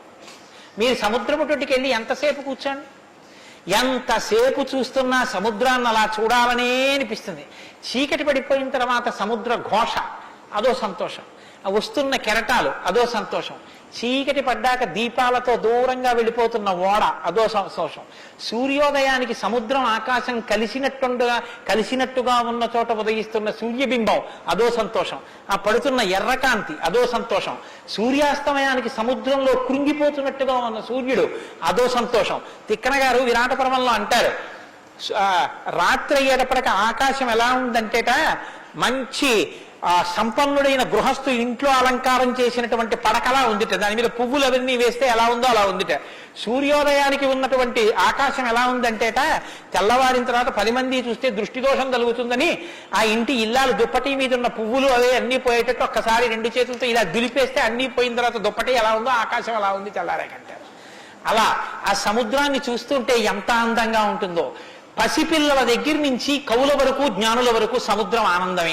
పసిపిల్లాడికి ఏం తెలిసనే ఆనందం, వృద్ధుడికి ఏం తెలిసనే ఆనందం.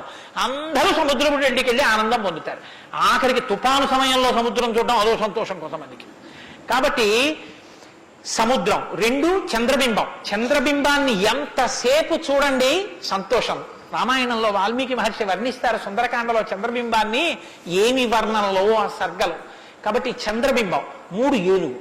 ఏనుగు చూడండి, వెంకటాచల క్షేత్రానికో తిరుత్తణియో వెడితే ఆ ఏనుగు ముందు నించుంటే పిల్లల్ని ఎంతసేపు నించోబెట్టండి సంతోషమే. ఆ తొండం ఇలా ఇలా ఆడిస్తూ ఆ ఏనుగు అలా నిలబడి అరటిపండు ఎత్తి నోట్లో పెట్టుకుని ఆ దుమ్ము తీసి మీద పోసుకొని స్నానం చేసి తెల్లటి దంతాలు, దాని స్వరూపం, దాని చిన్ని చిన్ని కళ్ళు, దాని వెంట్రుకలు, దాని తోక, పెద్ద పెద్ద కాళ్ళు, ఇంతంత గోళ్ళు, గుండ్రంగా పాదాలు. ఆ ఏనుగుని ఎంతసేపు చూసినా అబ్బా ఇంకేం చూస్తానులేండి అనిపించదు, అలా చూడబుద్ధి వేస్తుంది. అలా చూడబుద్ధి వేస్తుంది. కాబట్టి ధ్యానం చేసేటప్పుడు ముందు గణపతి యొక్క ముఖాన్ని తదేకంగా చూస్తే ఆ ధ్యాన నిష్ట చేత విఘ్నములు తొలగిపోతాయి. కాబట్టి పరమేశ్వరుడు అందరూ తొందరగా దృష్టి పెట్టి చూడడానికి వైముఖ్యం కలగనటువంటి ముఖాన్ని నా కొడుక్కి పెడితే అందరికీ ఉపకారం జరుగుతుందని ఏనుగు తలకాయ తీసుకొచ్చి వినాయకుడికి పెట్టాడు. అది కారణం. వినాయకుడికి ఏనుగు తలకాయ ఉండడానికి కారణాల్లో అదొకటి. కాబట్టి విష్ణు నాసదృశో వీర్యే సోమవత్ ప్రియదర్శన కాలాగ్ని సదృశ క్రోధే. క్రోధం, కోపం వచ్చిందా కాలాగ్ని ఎటువంటిదో అటువంటి వాడు. క్షమయా పృథివీ సమః. ఈ భూమికి ఎంత ఓర్పో రాముడికి అంత ఓర్పు. నిద్ర వేస్తూనే భూమిని తంతాం, భరిస్తుంది. మలమూత్రాలు భూమి మీద విసర్జిస్తాం, భరిస్తుంది. ఉమ్మి భూమి మీద వేస్తాం, ఊరుకుంటుంది. పోనీ ఏదో పొరపాటున వచ్చింది వేరు. కావాలని ఒక రకమైన తాంబూలం వేసుకుని బొమ్మడమే ప్రయోజనంగా నెత్తురు కక్కుకునేవాడు కక్కుకున్నట్టు భూమి మీద ఎర్రటి మరకలు పడేటట్టు అదే పనిగా ఉమ్మి వేసేటటువంటి వాడిని కూడా భరించినటువంటి భూమాత యొక్క ఓర్పుని ఎంత స్తోత్రం చేయాలి నిజంగా. కాబట్టి అన్నం కావాలి, నాగలి పెట్టి అమ్మ గుండెల మీద చీరుతాం. ఇల్లు కట్టుకోవాలి, శంకుస్థాపన పేరుతో గుణపాలు పెట్టి అమ్మ గుండెల మీద గుచ్చుతాం.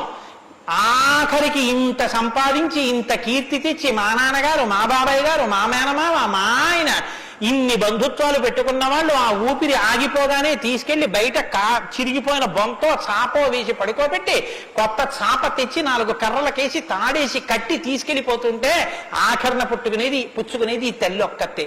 ఎవరు ఇంట్లో ఒక్క రాత్రి కూడా ఉంచుకోరు. యావత్ పవనో నివసతి దేహే తావత్ పృచ్ఛతి కుశలంగేహే గతవతి వాయో దేహాపాయే భార్యా బిభ్యతి తస్మిన్ కాయే అంటారు శంకర భగవత్పాదులు. అటువంటి ఈ తల్లిది ఎంత ఓర్పో. ఎన్ని అపచారములు చేసినా కూడా కడుపులో పెట్టుకునేటటువంటి అమ్మ స్వరూపమైనటువంటి భూమికి ఎంత ఓర్పు ఉందో అంత ఓర్పు కలిగిన వాడయ్యా రామచంద్రమూర్తి. కాబట్టి ధనదేన సమస్యాగే సత్యే ధర్మ ఇవాపరః.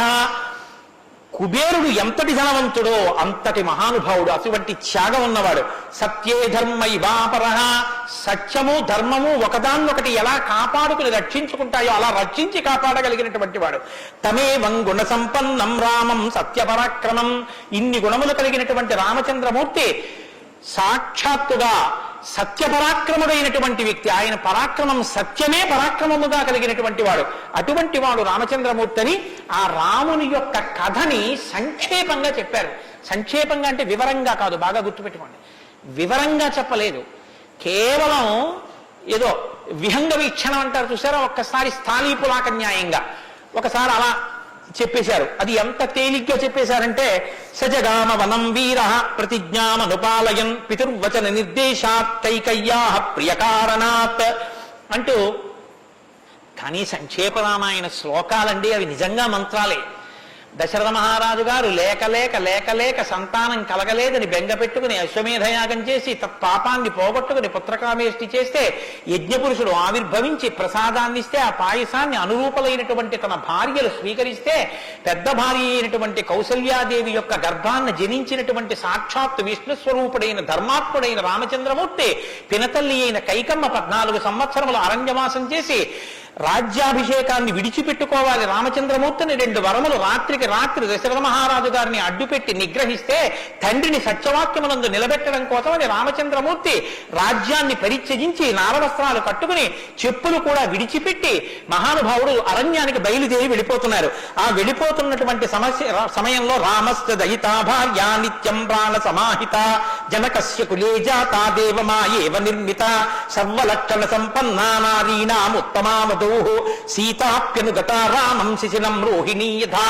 సాక్షాత్తుగా దేవమాయయే లోకంలో ఉన్న సౌందర్యమంతా రాశీభూతమై ఒక స్త్రీ రూపంలో వచ్చిందా అన్నంతగా కనపడేటటువంటి సీతమ్మ తల్లి, జనక మహారాజు గారి యొక్క పుత్రి, అయోనిజ అయినటువంటి తల్లి, స్త్రీలలో ఉత్తమమైనటువంటి రత్నంగా చెప్పబడినటువంటి తల్లి, సర్వలక్షణ సంపన్న అయినటువంటి సీతమ్మ చంద్రుణ్ణి రోహిణి ఎలా అనుసరిస్తుందో అలా కష్టసుఖాల్లో నీతో కలిసి ఉంటాను తప్ప నేను అంతఃపురంలో ఉండను అని చెప్పి రామచంద్రమూర్తితో కలిసి అరణ్యవాసానికి బయలుదేరింది. సోదరుడైనటువంటి లక్ష్మణుడు కూడా రామచంద్రమూర్తితో బయలుదేరాడు.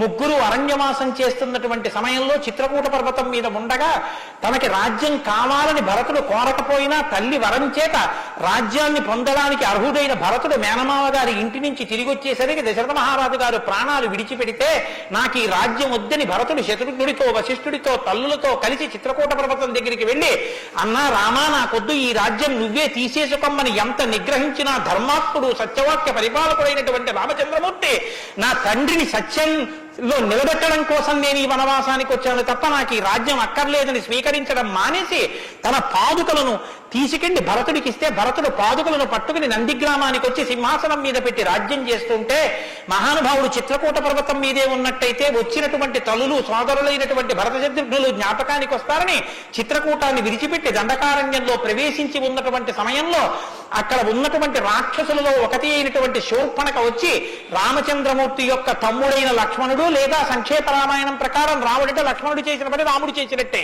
అందుకని రాముడి చేత ముకుచెవులు కోయబడితే ఆ శూర్పణఖ చేత ప్రేరేపింపబడిన కరదూషణాదులు త్రిశిరస్సు అనేటటువంటి 14,000 మంది రాక్షసులు రాముడి మీద దండెత్తి వస్తే తృణప్రాయంగా 14,000 మందిని నిగ్రహించినటువంటి రామచంద్రమూర్తి యొక్క పరాక్రమాన్ని శూర్పణఖ వల్ల తెలుసుకున్నటువంటి రావణాసురుడు అసూయతో సీతమ్మ తల్లి మీద మోహంతో సీతమ్మ తల్లిని అపహరించి తీసుకుని వెళ్ళిపోతే ఆగ్రహించినటువంటి రామచంద్రమూర్తి శబరిని దర్శనం చేసి తర్వాతి కాలంలో సుగ్రీవుడితో స్నేహం చేసి వారిని నిగ్రహించి దశ దిశలకి వానరుల్ని పంపిస్తే దక్షిణ దిక్కుకు వెళ్ళినటువంటి హనుమ సీతమ్మ తల్లి యొక్క జాడ కనిపెట్టి 100 యోజనముల సముద్రాన్ని దాటి ఈవలి ఒడ్డుకు వచ్చి రామచంద్రమూర్తికి సీతమ్మ క్షేమవార్త చెప్తే రామచంద్రమూర్తి నీలుని యొక్క సహకారంతో సముద్రానికి సేతువు కట్టి సముద్రాన్ని దాటి ఆవలి ఒడ్డుకు వెళ్లి లంకారాజ్యంలో వానర సహకారంతో రావణ కుంభకర్ణాది వీరులను నిగ్రహించి తిరిగి మళ్లీ అయోధ్య పట్టణానికి వచ్చి పట్టాభిషిక్తుడై 11,000 సంవత్సరములు ఈ రాజ్యాన్ని పరిపాలన చేసి రామరాజ్యం ఇలా ఉంటుంది అని చెప్పి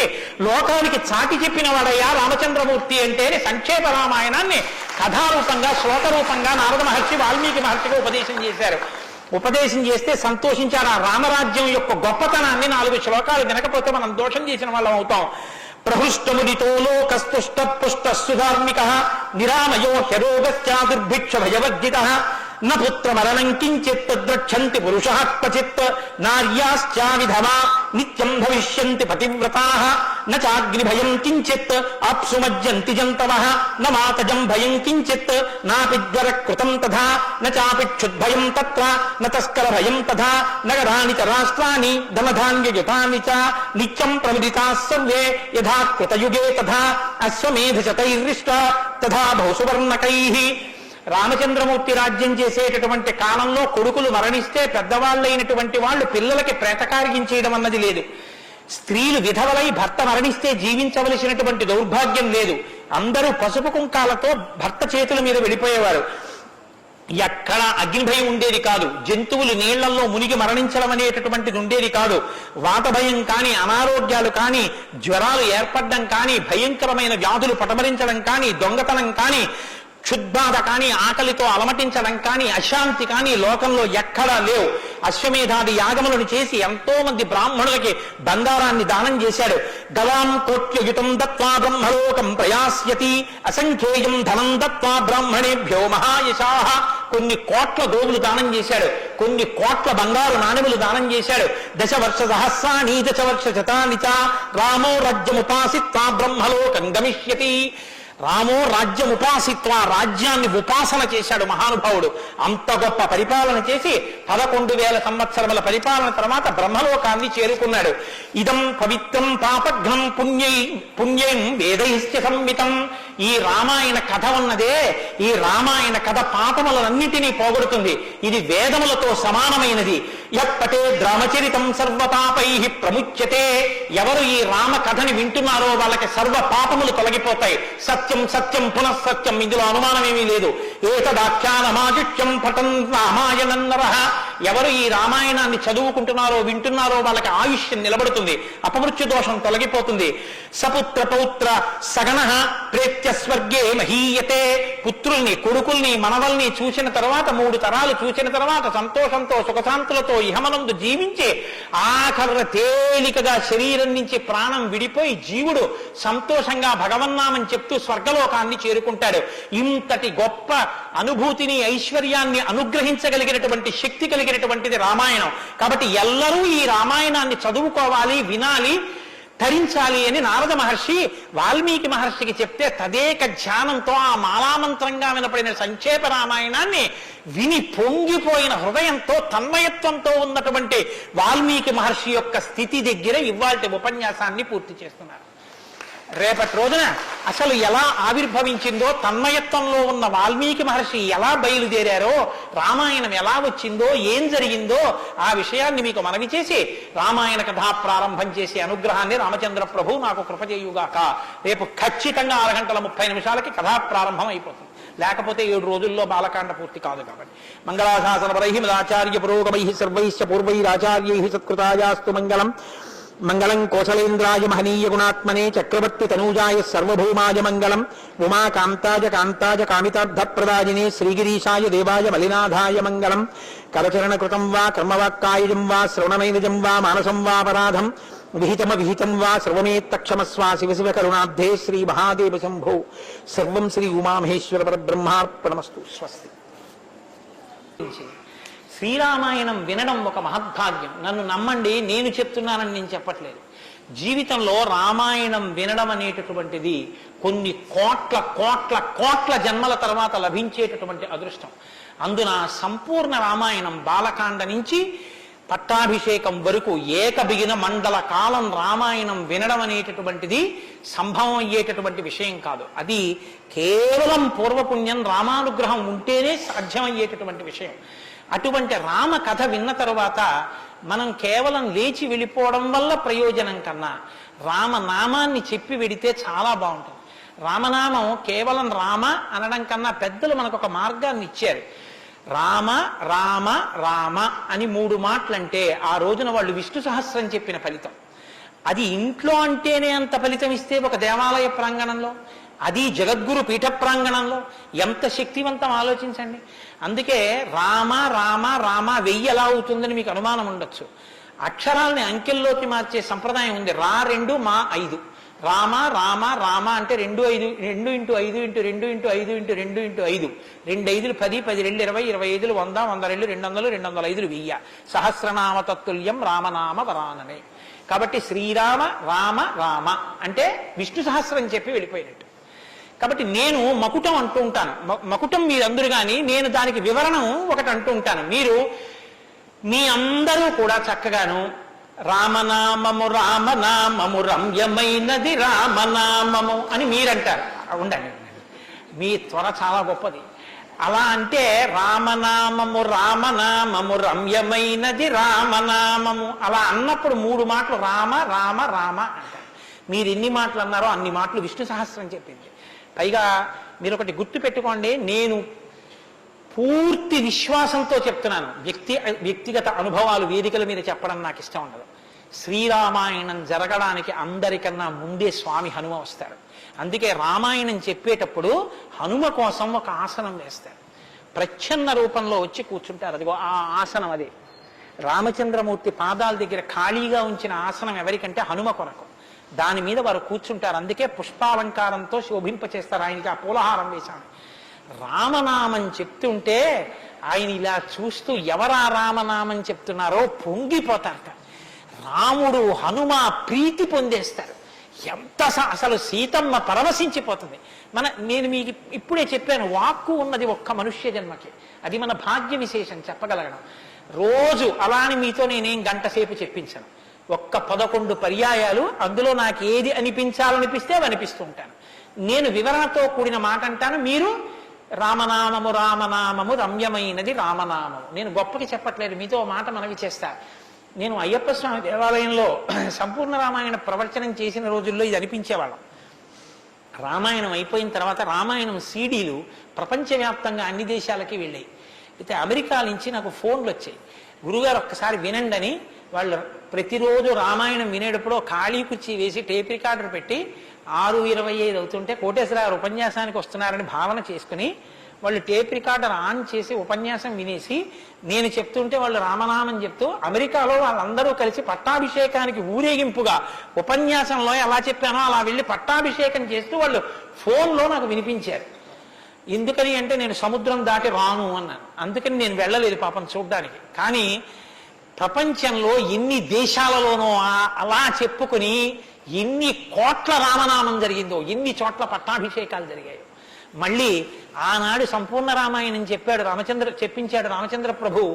ఈనాడు మళ్ళీ గుంటూరు శారదాపీఠంలో చెప్పగలుగుతున్నాం. కాబట్టి మీ అందరూ కూడా చక్కగా భక్తి శ్రద్ధలతో చెప్పండి. ఒక సంప్రదాయానికి దీన్ని ఆవిష్కరిస్తున్నాం. ఇవాళ మీ అందరికీ కూడా దీన్ని బహుమానం చేస్తారు. మీ అందరూ కూడా చక్కగా ప్రతిరోజు దీన్ని తీసుకొచ్చి రోజు ఇందులోంచి నామాలు చదువుకోవచ్చు, మీ ఇంటి దగ్గర కూడా చదువుకోవచ్చు. ఇవాళ మాత్రం నేను చెప్పింది మకుటం చెప్పండి. ఏమండి అందరికి ఇస్తాం. సంతోషం. ఇది కూడా ఇస్తాను. అందరికి 108 నామాల్లో సంపూర్ణ రామాయణం నామరామాయణం అని ఇది కూడా మీకు బహుమానం చేస్తున్నారు. ఇది కూడా మీరు చదువుకోవచ్చు. రండి గోపాలకృష్ణ గారు తీసుకోండి. నామము రామనామము రమ్యమైనది రామనామము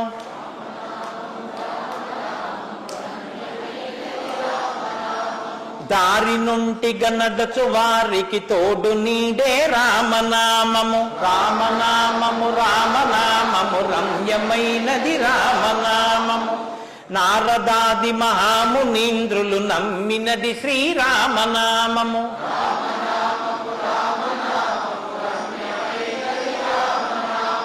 కోరికొలచిన వారికెల్లను కొంగు బంగరు రామనామము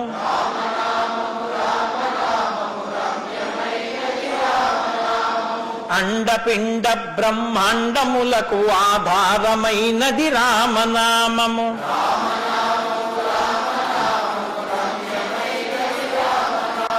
బ్రహ్మ సత్యము జగన్మిథ్యాభావమే శ్రీరామనామము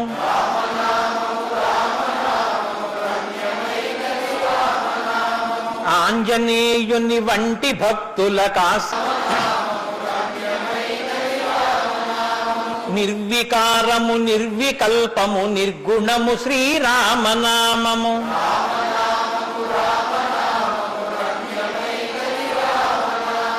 జీవితంబున నిత్య జపముగ చేయవలె శ్రీరామనామము.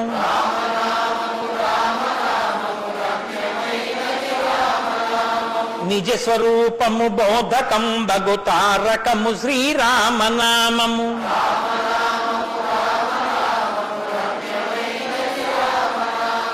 వేదవాక్య ప్రమాణములచే అలరుచున్నది శ్రీరామనామము.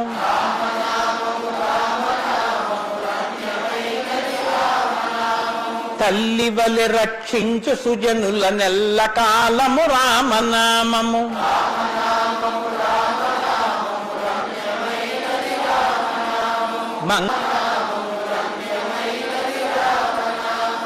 స్వస్తి. రేపు 6:30 తిరిగి ప్రవచనాన్ని ప్రారంభం చేద్దాం.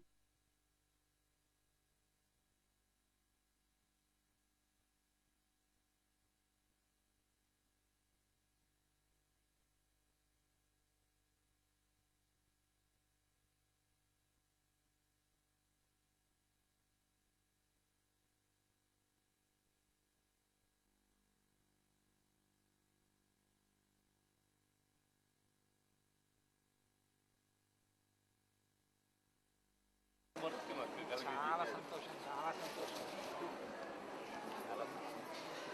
ఎక్కడో నమస్కారం విజయ్ కుమార్ గారు చెప్పండి రండి సార్.